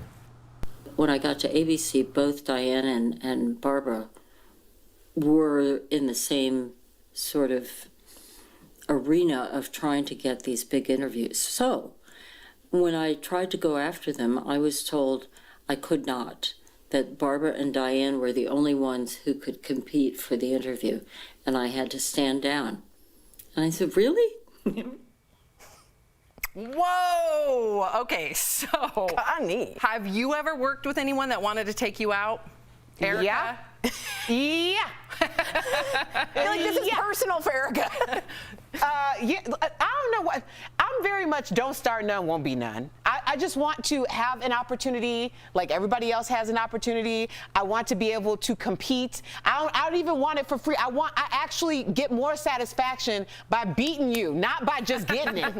That's my whole reason to be on this earth. Like, just be the best I can possibly be, and if it's not for me, then it's not for me. I have to be okay with that. And people love to drink that haterade. Tori, has it happened to you? Yeah, and to be super honest, I'm a very friendly, seemingly easygoing, and I get real competitive real fast. And I'm talking like at the audition, I kind of knew Sam was like in it already, and I would sit by her and do stretches to get like closer to her. That was weird. Yeah, it was weird. So like I get that way too. I think Connie Chung's trying to do a little comeback. She's married to Maury Povich. She was just in The Undoing. I think she's trying to make a little name. I think she should, and I love her transparency. But Jeff, have you ever been, because many people will boil it down to women are more yes, that's fair. Cutthroat, catty. I hope that's not the case. I hope women are the ones uplifting and empowering. Oh, girl. But Jeff, have you ever been like head to head with, I guess, a male or a female colleague that has had it out for you? Well, I think everywhere you go, right? No matter what, our show to whatever, company's working right now, there's a hierarchy, right? And you kind of got to find your place in that hierarchy. There's always going to be somebody better than you. There's always going to be somebody better than you. But of course, I want to be the best at everything I do, whether it be this job or if I'm playing a board game, right? So I get the hierarchy thing. I get why Connie Chung felt like she was left out, but that doesn't mean you should slander these people because maybe they were in a hierarchy above you. I don't like the mudslinging to try to get, that's what we click on nowadays. And that's why we're talking about Connie Chung right now. Say something nice about those people and put it in the news. I don't like these broad-stroked characteristics people paint on people these days. And that's the way the general public thinks they are. I think it's terrible. I understand your frustration, Jeff, but I just have to be very honest. No, she should not get on and do unicorns and fairies. The woman had to play unicorns and fairies her entire freaking career, okay? Let's just be honest. Connie Chung is a legend just like those other women, but Connie Chung was also an Asian American woman who was coming up in, the 80s and was a major minority on your television screen. So she's already played nice. Her playing nice and biting her tongue is over. She has something to say, she said it, and she didn't mince words, and she didn't leave any crumbs, and I am here for it. She didn't leave any crumbs. I'm hungry now. Okay. It's good. All right.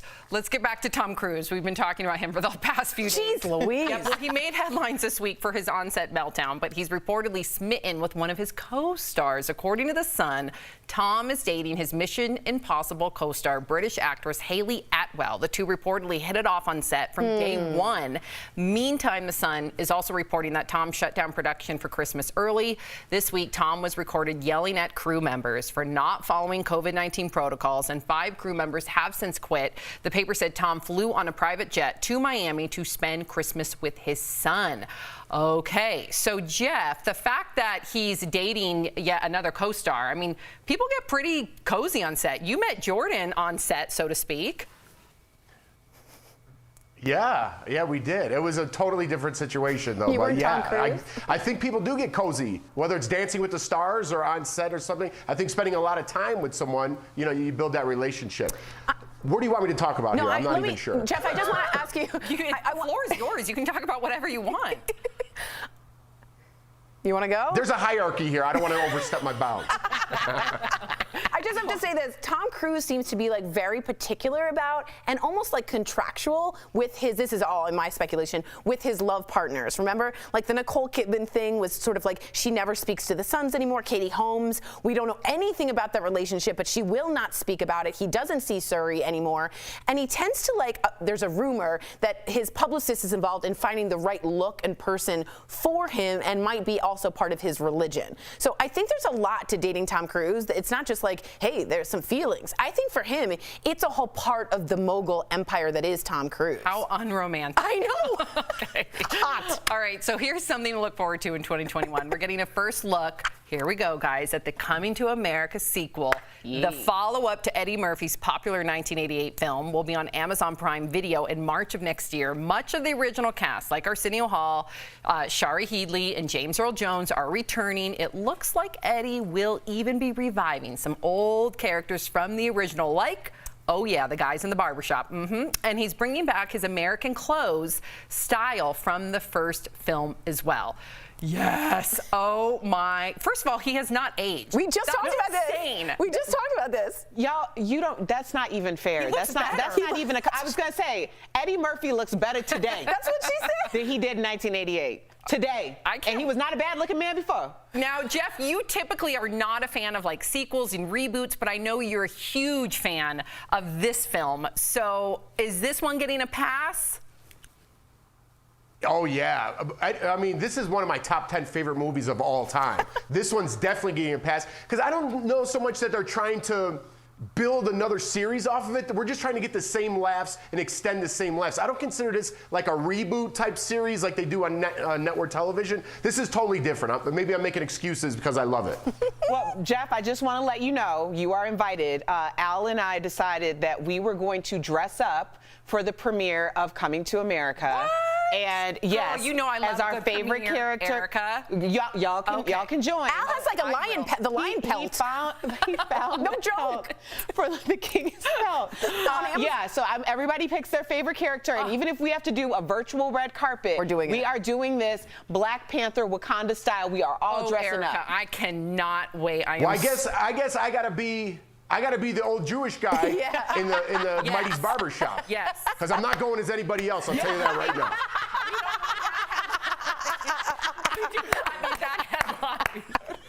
Well, that's fun. Okay, so Kelly Ripa and her husband Mark Consuelos are returning to their soap opera roots. According to Variety, the couple is producing a primetime spinoff of the soap All My Children called Pine Valley. The show is about a young journalist with a secret agenda to expose the town's dark history.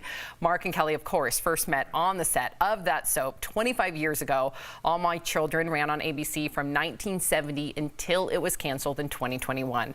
I'm loving this. I know you are. So you're a huge soap opera fan. Soap opera, Lifetime movies, anything with like this type of a vibe. Backstory vibe, all of the above. I dig it, and I can't wait to eat it up. Well, let me ask you something. I don't know about you guys, and Jeff, you can be included on this. I find those two probably the sexiest couple out there today. They still make out. And they still write, like, she writes like daddy on like him, and he's built, and so is she, and I'm into it. Yeah, I don't, it's a little weird that you're that into Okay, so it. I was gonna say. However, Jeff, and Erica, if you follow either of their Instagrams, they are obsessed with one another. Love that. You can tell that they are madly in love. You can tell that their intimacy is a 10. What a weird way to do it. It's a really weird way. Sorry, Jeff. Is that weird, Jeff?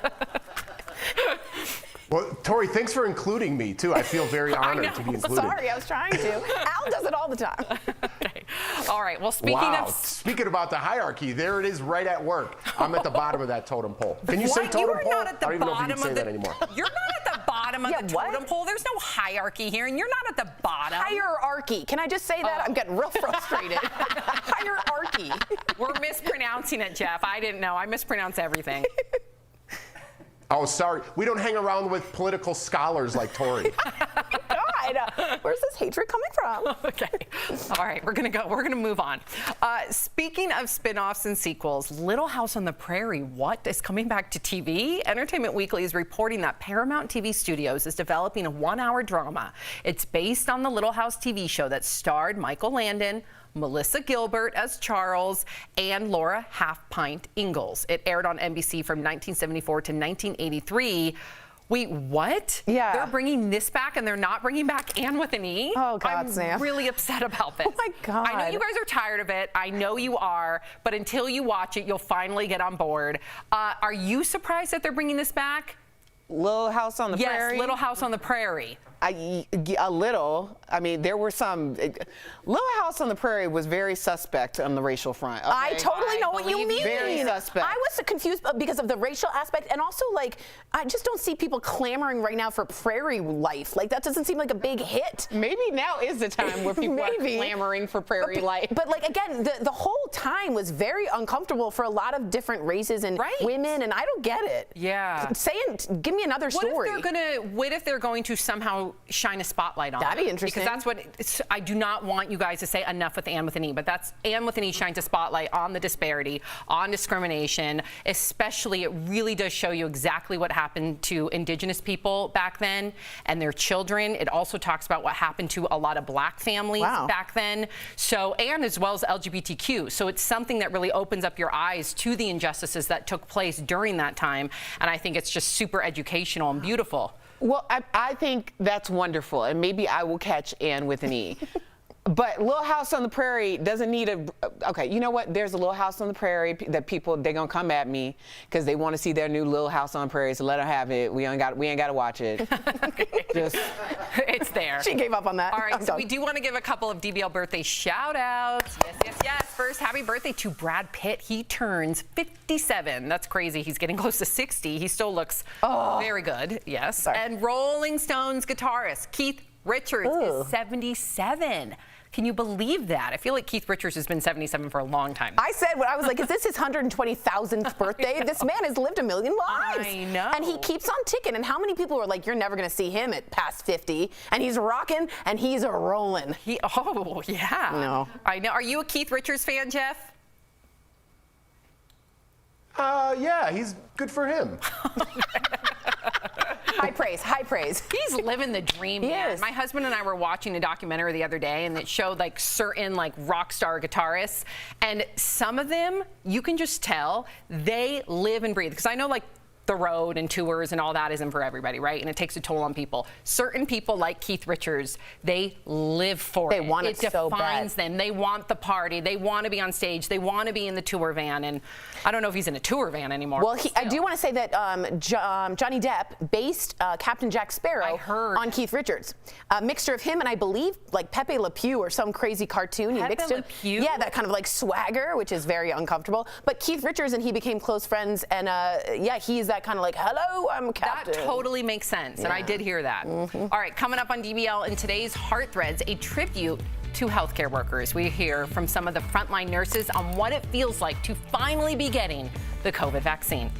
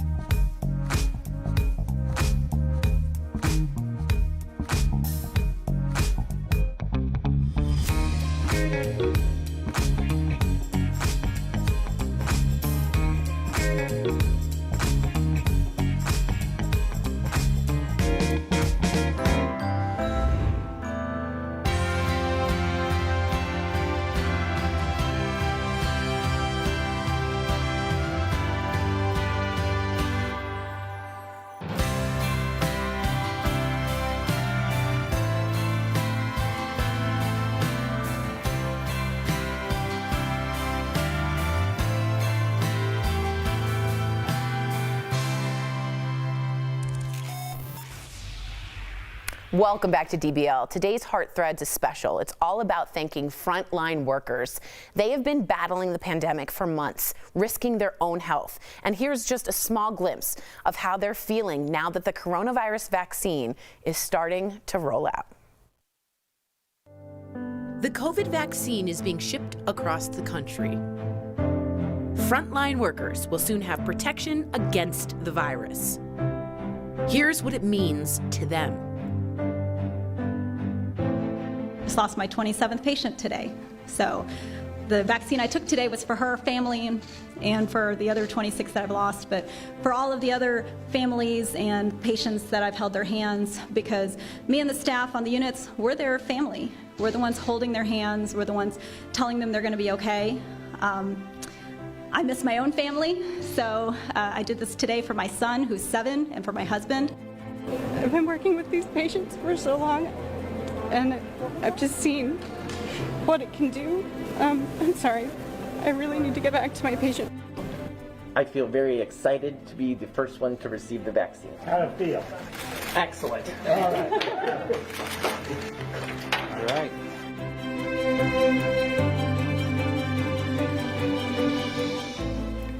That's hard. You can't thank, and again, we love the doctors, we love the scientists, but I've been around a lot of doctors and it's the nurses, and they are the human connection. And when you can't hold your mom or dad's hand, they are the ones saying goodbye. Yeah, my sister's a nurse, and 2020 has been the hardest year of her life. And we just have to remember that those healthcare workers, one other reason to wear a mask is so we don't overrun them. Amen. They can't see that much more death. They can't hold that many more hands without family members present. They are taking on way too much. We need to also do it for them. We'll be right back.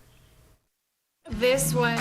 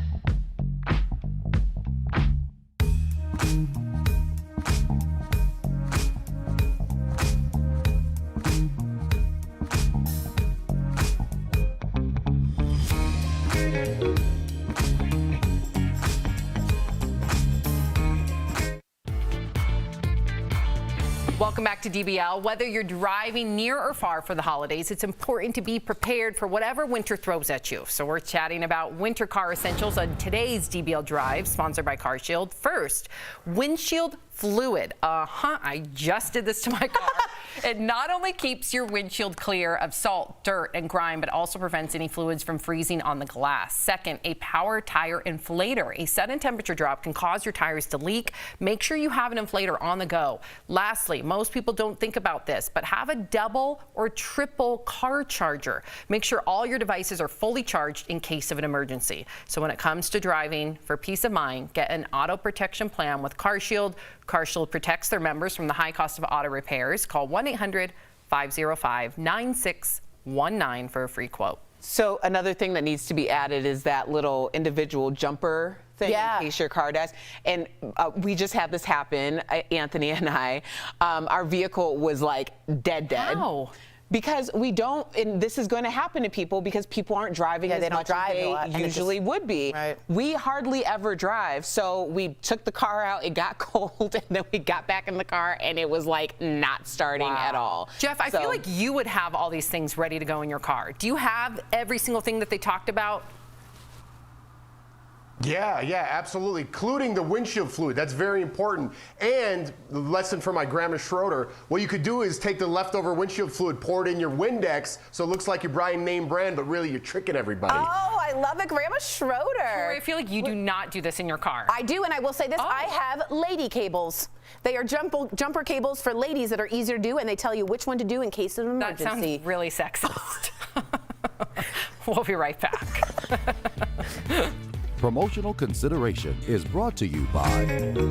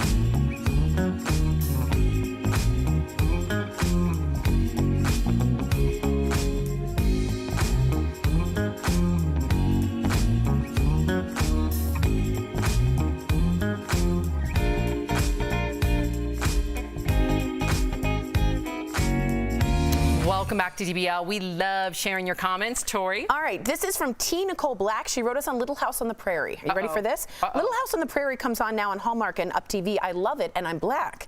It shows racism from way back then and also shows how living a simple life and a loving family is so important and people coming together. Many didn't have luxuries except for the Olsens, and even they lost it all. It can be eye-opening for what is happening today during COVID. Whoa. Very interesting. Wow. And then we got more. Sorry, I thought that was very interesting. You put your phone down like that was like drop the mic moment. I was very into that. We also got Dave saying, I can't wait for Coming to America sequel, obviously. Jessica says, what a sweet tribute to the frontline workers. It was sad to see them hurting. And Melissa says, of course, Tom Cruise is dating his co-star. Seems pretty typical for Hollywood. Ooh. Hey. Hot topic. Many of us come from Hollywood, and we're not like that. No, we're not. I'm kidding. Most of them are like that. DBL every day. We'll see you Monday, same time, same place. Bye, guys.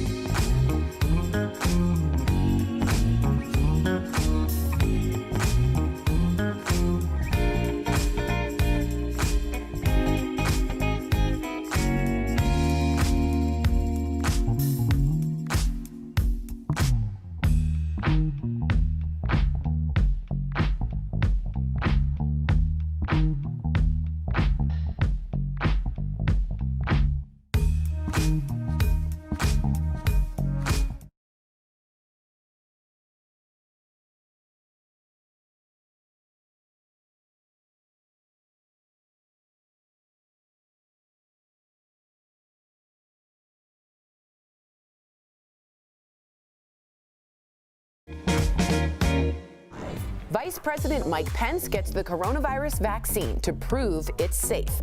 Great job.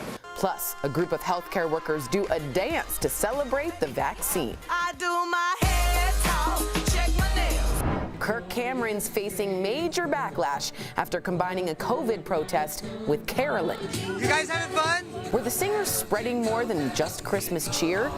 A woman gets an early holiday surprise, but we're not talking presents. You won't believe the critter she found hiding in her tree. And outspoken sportscaster Dale Hansen is looking back on 2020. How does he think the year will go down in history? If this is not the worst year America has been through, it's on a very short list. Real, honest, entertaining, live. DBL starts right now.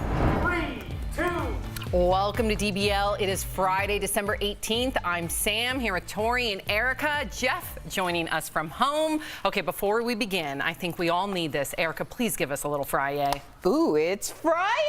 We haven't had that in a while. It feels so good.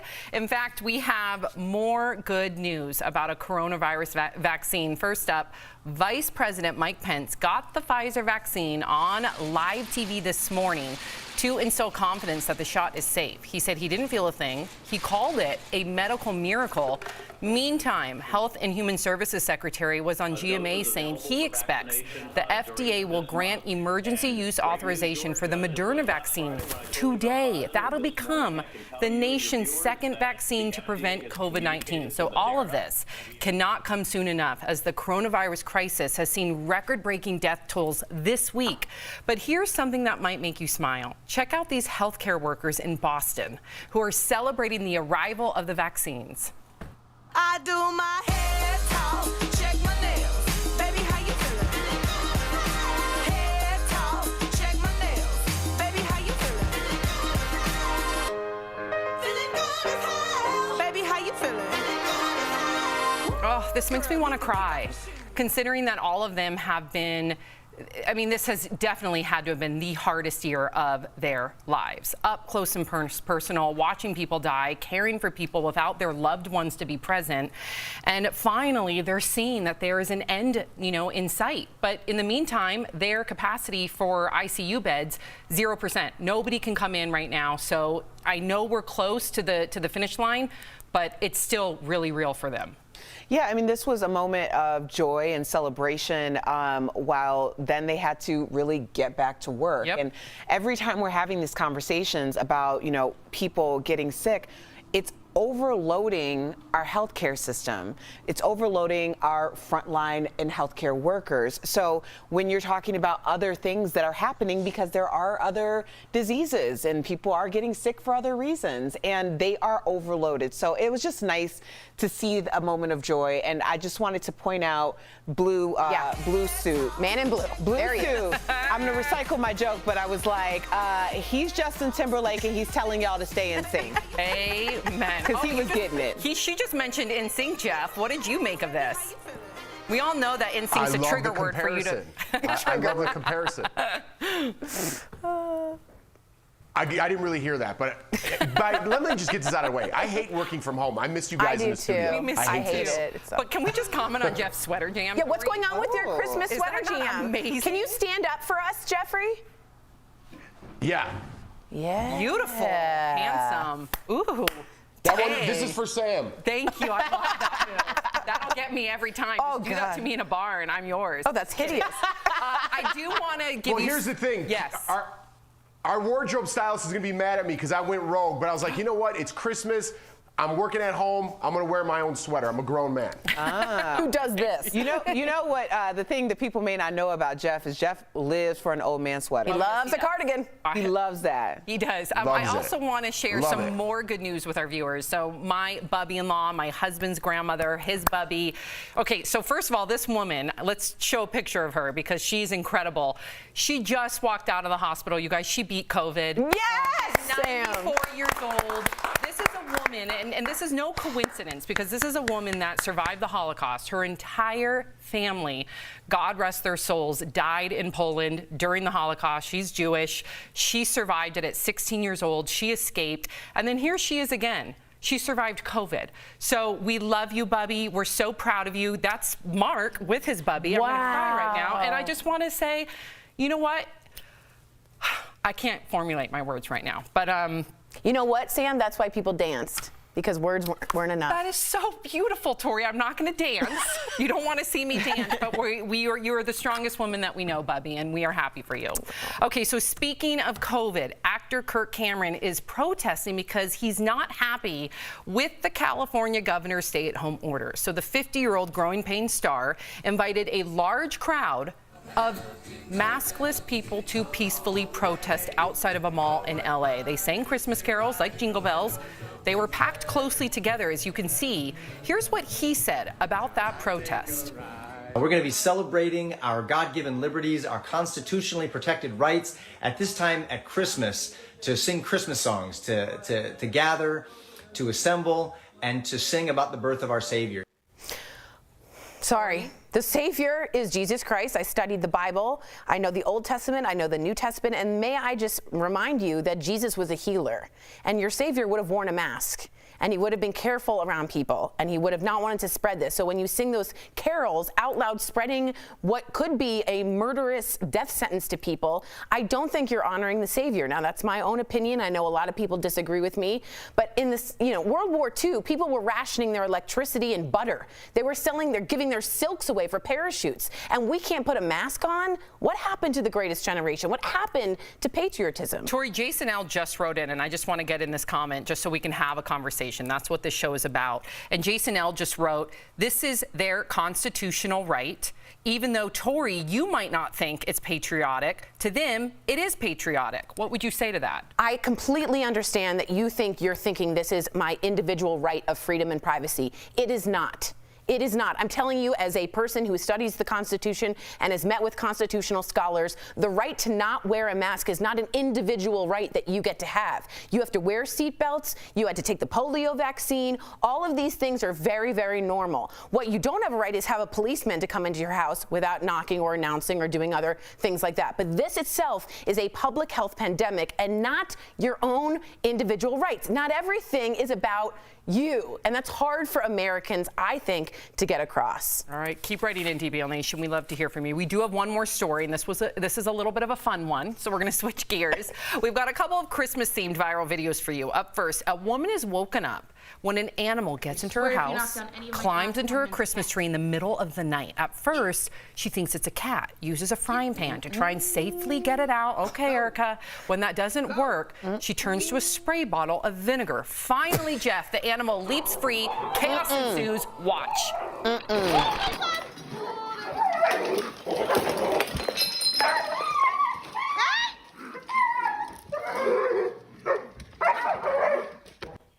Oh, look, my gosh. That raccoon is dangling from the chandelier. Look, he could have the whole house. I'd be so gone. Makes me I'd be so gone. Sad. He's okay. Missed it. That's a raccoon. He is okay, thank goodness. He doesn't leave though so easily. He, like Erica said, ended up climbing into a light fixture. She says the critter hung out there for 30 minutes while she tried to use a broom to get it free. Okay, so Jeff, what do you make of this? What would you do if you saw a raccoon in your Christmas tree, Jeffrey? It would be time to move. I'd have to move out and leave everything. Thank you. Let it go wild. I get crazy when there's a moth in my house. I react like she reacted with a raccoon. So if there was a raccoon in here, I got a neighbor across the street that I brought a bottle of wine to. I know exactly who to go to. He's the guy who comes in here and gets animals and snakes and big spiders. He's my man. Rich, what's up, buddy? Poor raccoon. Okay, Erica, we have another one. Are you ready for this one? Next up, check out this house in Houston, Texas. The homeowner has the Christmas lights synced up to some pretty cool tunes. Watch. Hey, Mufasa. Oh my God! You better kill it! You better kill it! Show me something!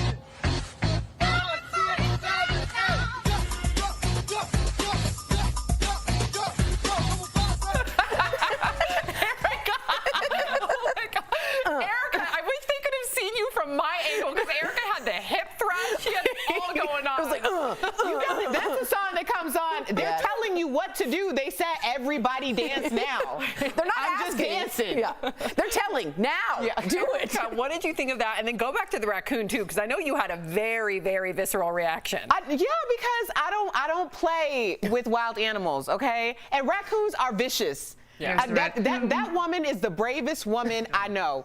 I don't know how she fought for her home, but I'm going to tell you, that home would be owned by the raccoon if that was my house, because I would be so far gone. I don't play. Erica, they're gangster. I told you what happened like a few weeks ago when our dog went out to go to the bathroom in the middle of the night, and we spotted a couple of raccoons in the tree. So we didn't want to do anything bad, but we had to get the raccoons out so my dog could go to the bathroom. We sprayed the raccoons with water. They puffed up. They didn't care. They were like, give it to us. They just puffed. They puffed, stood fast, did not move. They were drenched. they didn't care. Wow. I turned country. They puffed? They puffed. Coming up on DBL, a new survey reveals some of the most common setbacks and successes that people had during this crazy year that is 2020. Plus, opinionated sportscaster and friend of the show, Dale Hansen, gives his take of 2020. You do not want to miss it.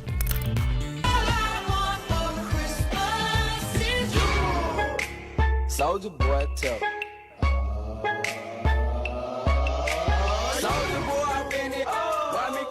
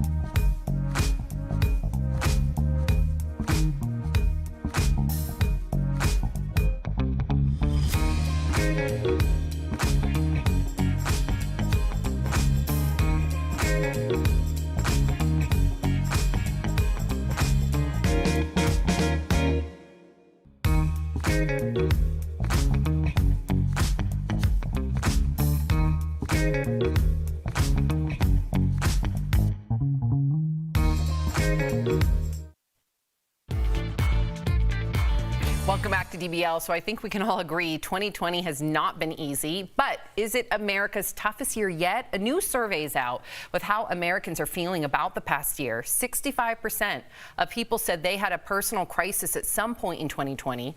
Nearly 7 in 10 people said this past year left them feeling defeated. So what are some of the top reasons for feeling exhausted by 2020? Obviously, the pandemic ranked way up there. 45% said it was the presidential election. 35% said that misinformation about the coronavirus left them exhausted. Okay, so let's go around the horn. How did, well, first and foremost, please also write in DBL Nation, how did 2020 make you feel? Erica, was there anything about 2020, one particular moment that you felt completely drained you or left you feeling defeated, hopeless? You know, 2020 was exhausting for a lot of reasons, but there was a lot of there was good things and bad things when we started talking about the Black Lives Matter movement. Yeah. That came with a lot of pressure. I don't feel like I got to process what we were even talking about until really recently. So that was very tough to manage that. I've never been in this situation before where you have to do that so publicly. Yeah, and there were, you know, to your point, there were a lot of silver linings despite, you know, Jeff, despite a lot of hardship, you know, the response to the Black Lives Matter movement, a silver lining. A lot of people, even though they had setbacks, they had successes, and we have to focus on those too. Yeah, I mean, I don't like these surveys that just focus on the negative side of things, right, Sam? Why don't we say what we're thankful for? It's the end of the year. It's been a tough year for everybody. I'm not trying to dismiss things that happened, people that passed away. But what about all the great things for people who are left here? People have to move on to 2021. How about my family is healthy? How about that? How about this great house? How about your job? How about something little as your pet? Whatever it may be grateful for something in your life. Don't worry about what you don't have. Worry about what you have right now. All right, thank you for that, Jeff. Coming up on DBL, Dale Hansen, who's gone viral for his takes on all kinds of topics, is sharing his thoughts on 2020. Stick around to see if you agree or disagree with his opinion. Ladies, what's the first thing you take off when you get...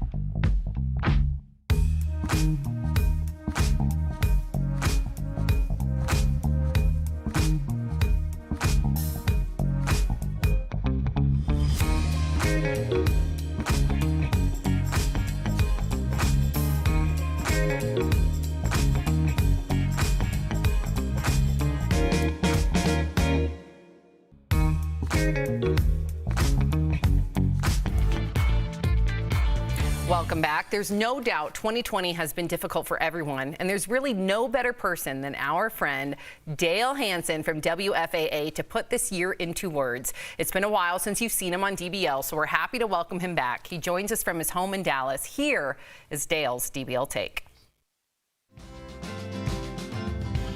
When historians in the future begin to write the story about the year 2020, I don't think they're going to look favorably upon America, and I don't think they'll look back fondly at the Americans who have lived through the year either.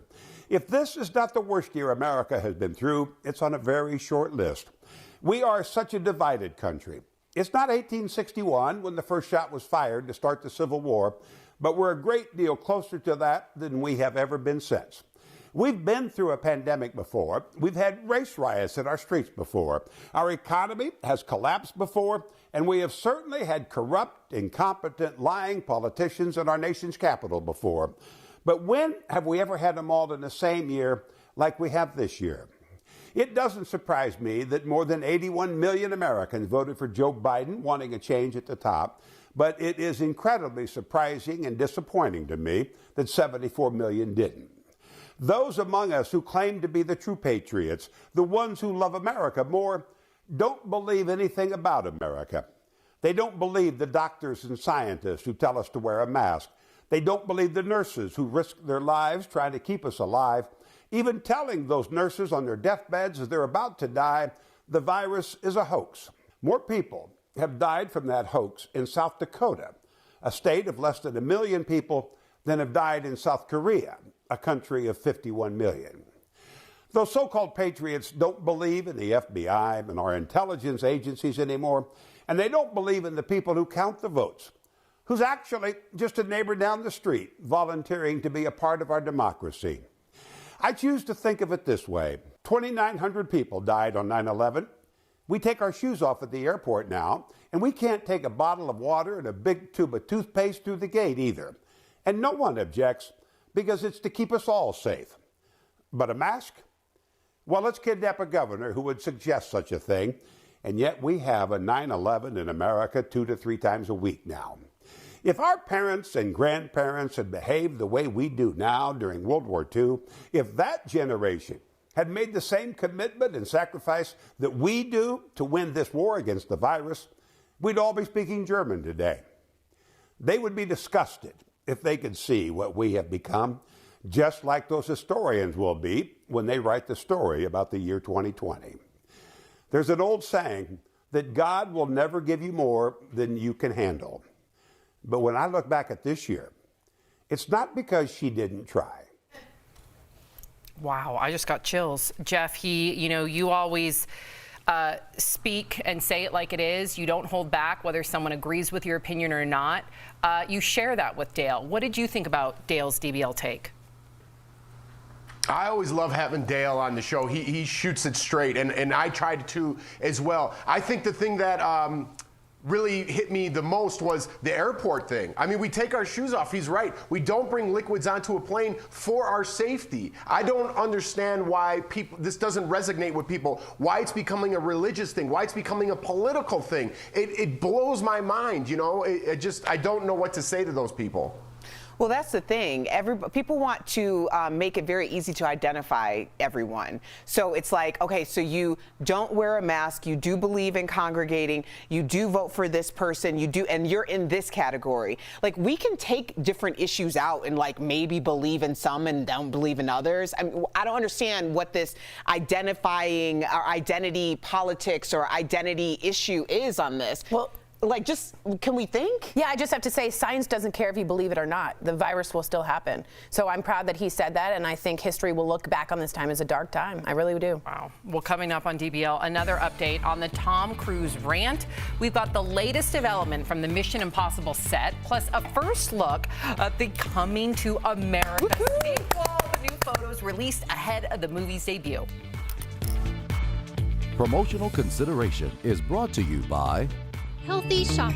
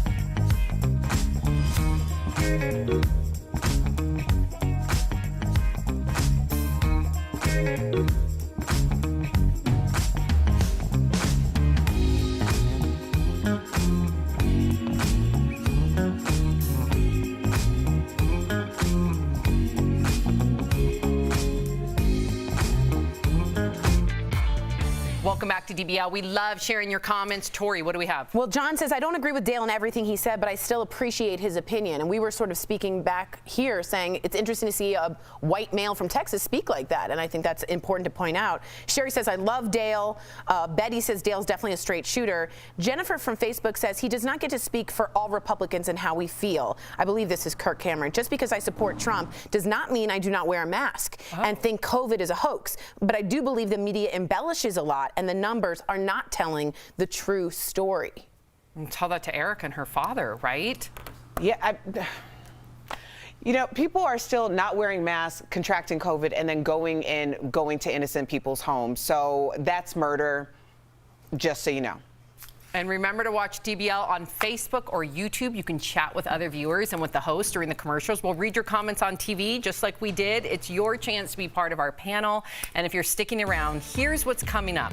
Connie Chung dishes the dirt on some of her former colleagues, what she says about her time working with Barbara Walters and Dan Rather. Plus, actor Kirk Cameron is getting backlash for leading a protest of carolers. We'll tell you why they were marching and singing. DBL's new Every Day. We'll be right back.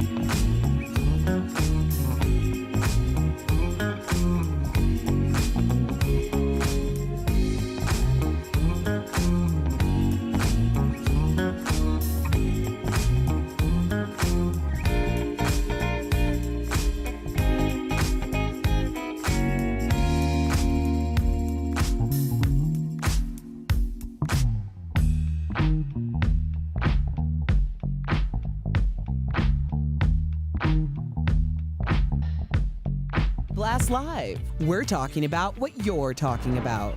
Real, honest, entertaining, live. DBL starts right now. Welcome to DBL. I'm Sam here with Tori and Erica. Jeff joining us from home. Let's get right to it. So Connie Chung is spilling the tea on what it was like working with some high-profile people. The former anchor recently dished the dirt on the Originals podcast with Andrew Goldman. Connie said Dan Rather, who is her co-anchor on CBS Evening News, was, quote, very Texas gentlemanly, but added that she felt if she turned her back, she would be in the shower scene from the movie Psycho. Wow. Whoa. Meantime, Connie said working with Barbara Walters and Diane Sawyer, ABC, was like Tanya Harding kneecapping Nancy Kerrigan. Listen. when I got to ABC, both Diane and Barbara were in the same sort of arena of trying to get these big interviews. So when I tried to go after them, I was told I could not, that Barbara and Diane were the only ones who could compete for the interview, and I had to stand down. And I said, really? Whoa! Okay, so Connie, have you ever worked with anyone that wanted to take you out? Erica? Yeah. Yeah. I feel like this is personal for Erica. Yeah, I don't know what. I'm very much don't start none, won't be none. I just want to have an opportunity like everybody else has an opportunity. I want to be able to compete. I don't even want it for free. I actually get more satisfaction by beating you, not by just getting it. That's my whole reason to be on this earth. Like, just be the best I can possibly be, and if it's not for me, then it's not for me. I have to be okay with that. And people love to drink that haterade. Tori, has it happened to you? Yeah, and to be super honest, I'm a very friendly, seemingly easygoing, and I get real competitive real fast. And I'm talking like at the audition, I kind of knew Sam was like in it already, and I would sit by her and do stretches to get like closer to her. That was weird. Yeah, it was weird. So like I get that way too. I think Connie Chung's trying to do a little comeback. She's married to Maury Povich. She was just in The Undoing. I think she's trying to make a little name. I think she should, and I love her transparency. But Jeff, have you ever been, because many people will boil it down to women are more yes, that's fair. Cutthroat, catty. I hope that's not the case. I hope women are the ones uplifting and empowering. Oh, girl. But Jeff, have you ever been like head to head with, I guess, a male or a female colleague that has had it out for you?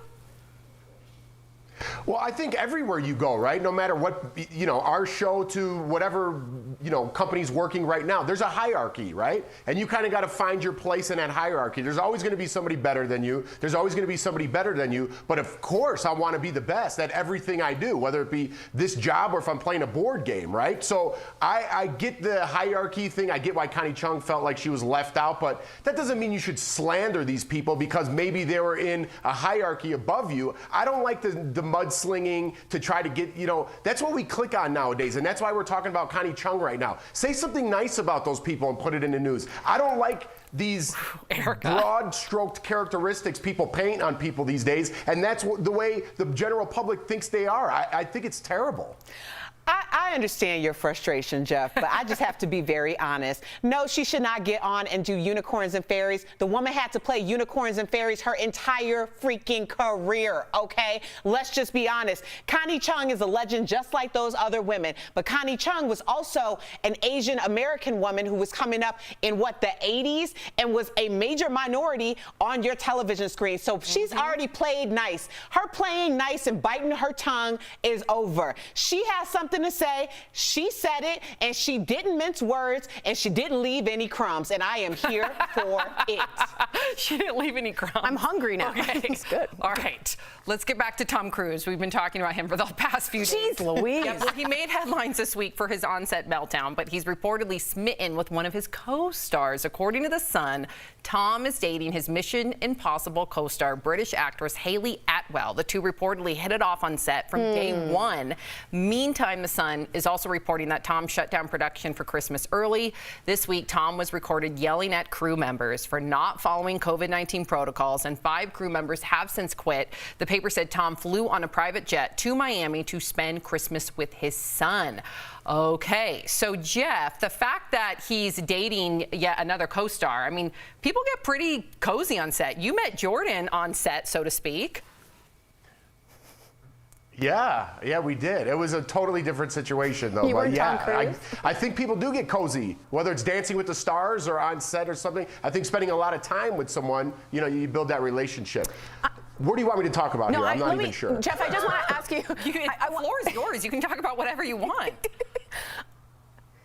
You want to go? There's a hierarchy here. I don't want to overstep my bounds. I I just have to say this. Tom Cruise seems to be like very particular about and almost like contractual with his, this is all in my speculation, with his love partners. Remember, like the Nicole Kidman thing was sort of like she never speaks to the sons anymore. Katie Holmes, we don't know anything about that relationship, but she will not speak about it. He doesn't see Suri anymore.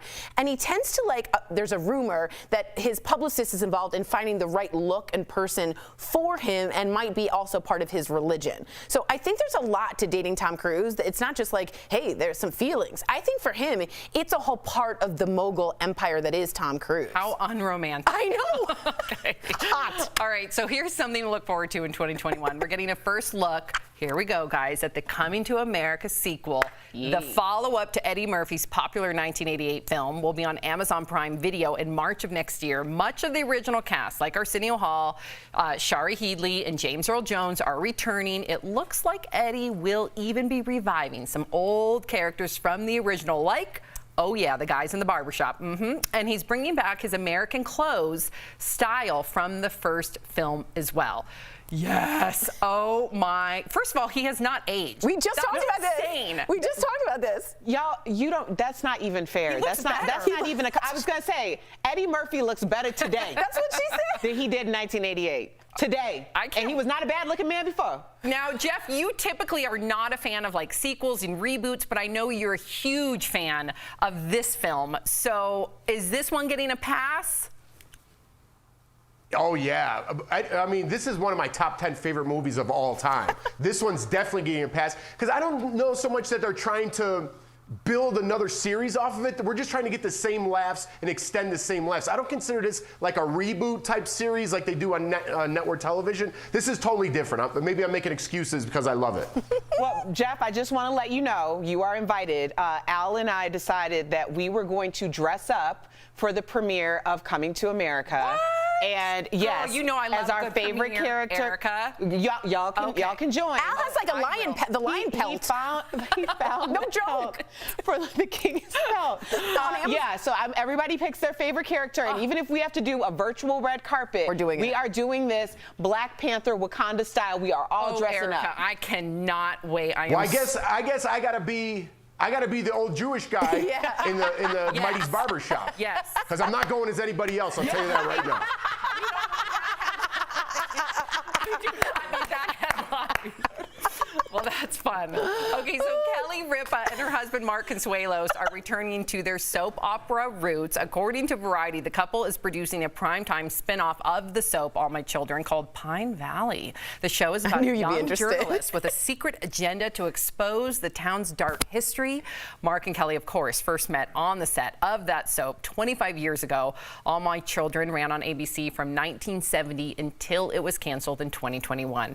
I'm loving this. I know you are. So you're a huge soap opera fan. Soap opera, Lifetime movies, anything with like this type of a vibe. Backstory vibe, all of the above. I dig it, and I can't wait to eat it up. Well, let me ask you something. I don't know about you guys, and Jeff, you can be included on this. I find those two probably the sexiest couple out there today. They still make out. And they still write like, she writes like daddy on like him, and he's built and so is she, and I'm into it. Yeah, I don't, it's a little weird that you're that into Okay, it. so I was gonna say. However, Jeff, if you, and Erica, if you follow either of their Instagrams, they are obsessed with one another. Love that. You can tell that they are madly in love. You can tell that their intimacy is a 10. What a weird way to do it. It's a really weird way. Sorry, Jeff. Is that weird, Jeff? Well, Tori, thanks for including me, too. I feel very honored to be included. Sorry, I was trying to. Al does it all the time. Okay. All right. Well, speaking about the hierarchy, there it is right at work. I'm at the bottom of that totem pole. Can you say totem pole? Not at the I don't even know if you can say of that anymore. You're not at the bottom of the totem pole. There's no hierarchy here, and you're not at the bottom. Hierarchy. Can I just say that? I'm getting real frustrated. Hierarchy. We're mispronouncing it, Jeff. I didn't know. I mispronounce everything. Oh, sorry. We don't hang around with political scholars like Tori. God. God. Where's this hatred coming from? Okay. All right, we're gonna move on. Speaking of spin-offs and sequels, Little House on the Prairie, what is coming back to TV? Entertainment Weekly is reporting that Paramount TV Studios is developing a 1-hour drama. It's based on the Little House TV show that starred Michael Landon, Melissa Gilbert as Charles, and Laura Half-Pint Ingalls. It aired on NBC from 1974 to 1983. Wait, what? Yeah. They're bringing this back and they're not bringing back Anne with an E? Oh, God, I'm Sam. really upset about this. Oh, my God. I know you guys are tired of it. I know you are. But until you watch it, you'll finally get on board. Are you surprised that they're bringing this back?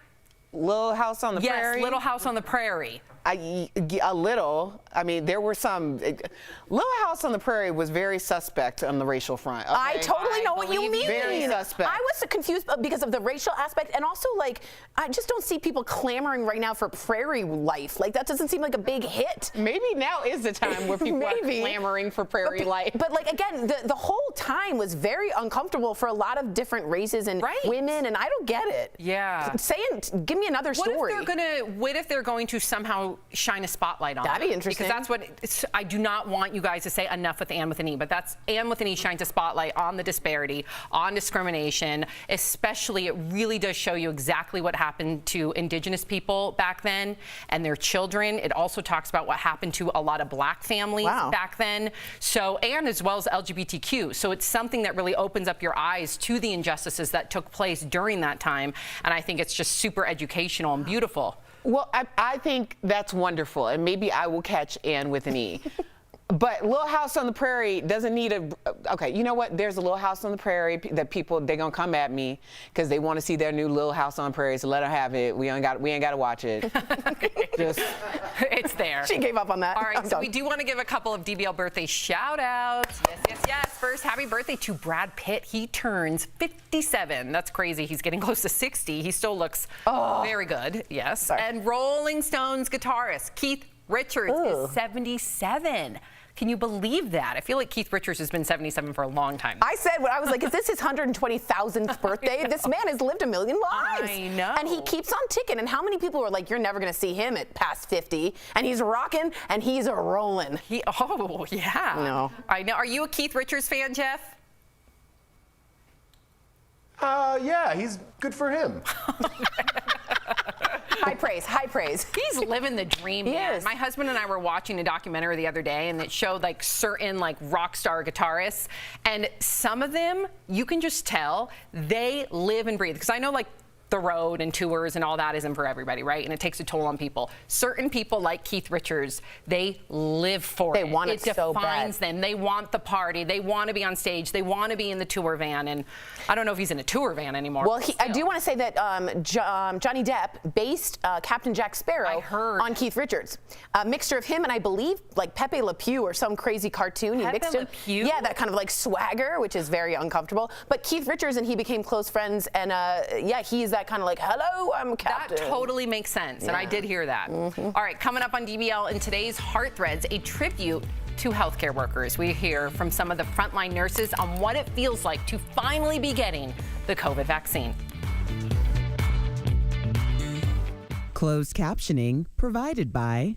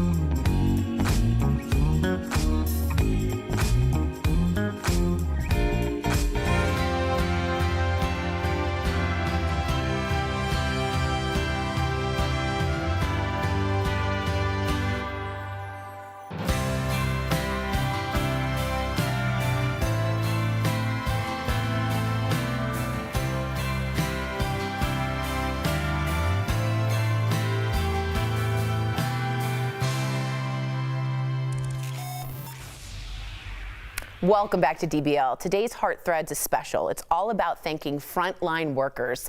They have been battling the pandemic for months, risking their own health. And here's just a small glimpse of how they're feeling now that the coronavirus vaccine is starting to roll out. The COVID vaccine is being shipped across the country. Frontline workers will soon have protection against the virus. Here's what it means to them.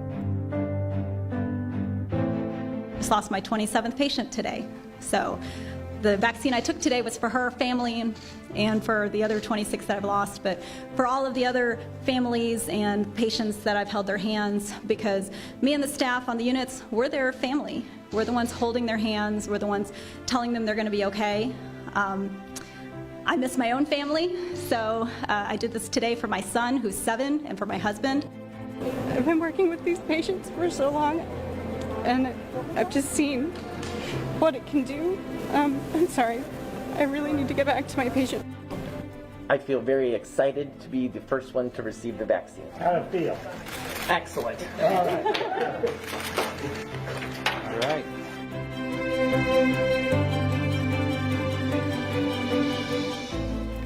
That's hard. You can't thank, and again, we love the doctors, we love the scientists, but I've been around a lot of doctors and it's the nurses, and they are the human connection. And when you can't hold your mom or dad's hand, they are the ones saying goodbye. Yeah, my sister's a nurse, and 2020 has been the hardest year of her life. And we just have to remember that those healthcare workers, one other reason to wear a mask is so we don't overrun them. Amen. They can't see that much more death. They can't hold that many more hands without family members present. They are taking on way too much. We need to also do it for them. We'll be right back.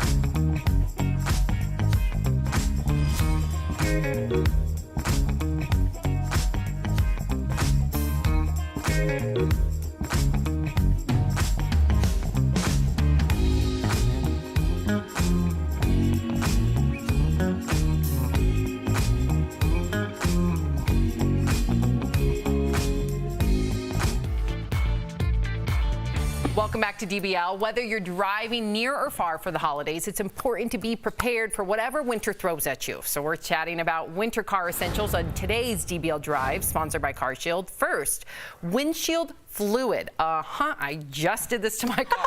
It not only keeps your windshield clear of salt, dirt, and grime, but also prevents any fluids from freezing on the glass. Second, a power tire inflator. A sudden temperature drop can cause your tires to leak. Make sure you have an inflator on the go. Lastly, most people don't think about this, but have a double or triple car charger. Make sure all your devices are fully charged in case of an emergency. So when it comes to driving, for peace of mind, get an auto protection plan with CarShield. CarShield protects their members from the high cost of auto repairs. Call 1-800-505-9619 for a free quote. So another thing that needs to be added is that little individual jumper thing in case your car does. And we just had this happen, Anthony and I. Our vehicle was like dead. How?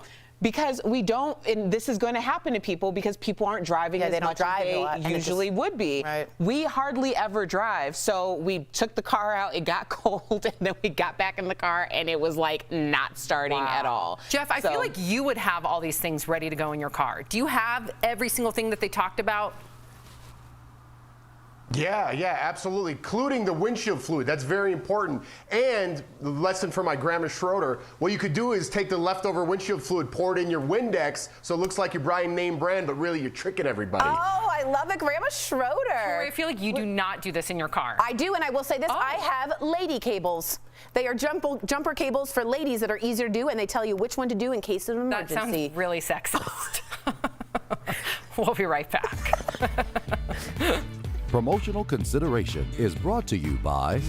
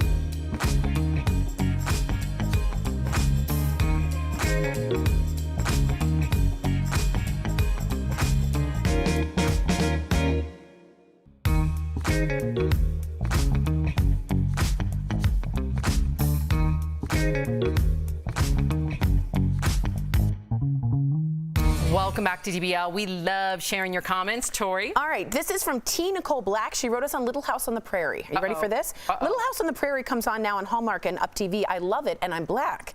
It shows racism from way back then and also shows how living a simple life and a loving family is so important and people coming together. Many didn't have luxuries except for the Olsens, and even they lost it all. It can be eye-opening for what is happening today during COVID. Whoa. Very interesting. Wow. And then we got more. Sorry, I thought that was very interesting. Put your phone down like that was like drop the mic moment. I was very into that. We also got Dave saying, I can't wait for Coming to America sequel, obviously. Jessica says, what a sweet tribute to the frontline workers. It was sad to see them hurting. And Melissa says, of course, Tom Cruise is dating his co-star. Seems pretty typical for Hollywood. Ooh. Hey. Hot topic. Many of us come from Hollywood, and we're not like that. No, we're not. I'm kidding. Most of them are like that. DBL every day. We'll see you Monday, same time, same place. Bye, guys.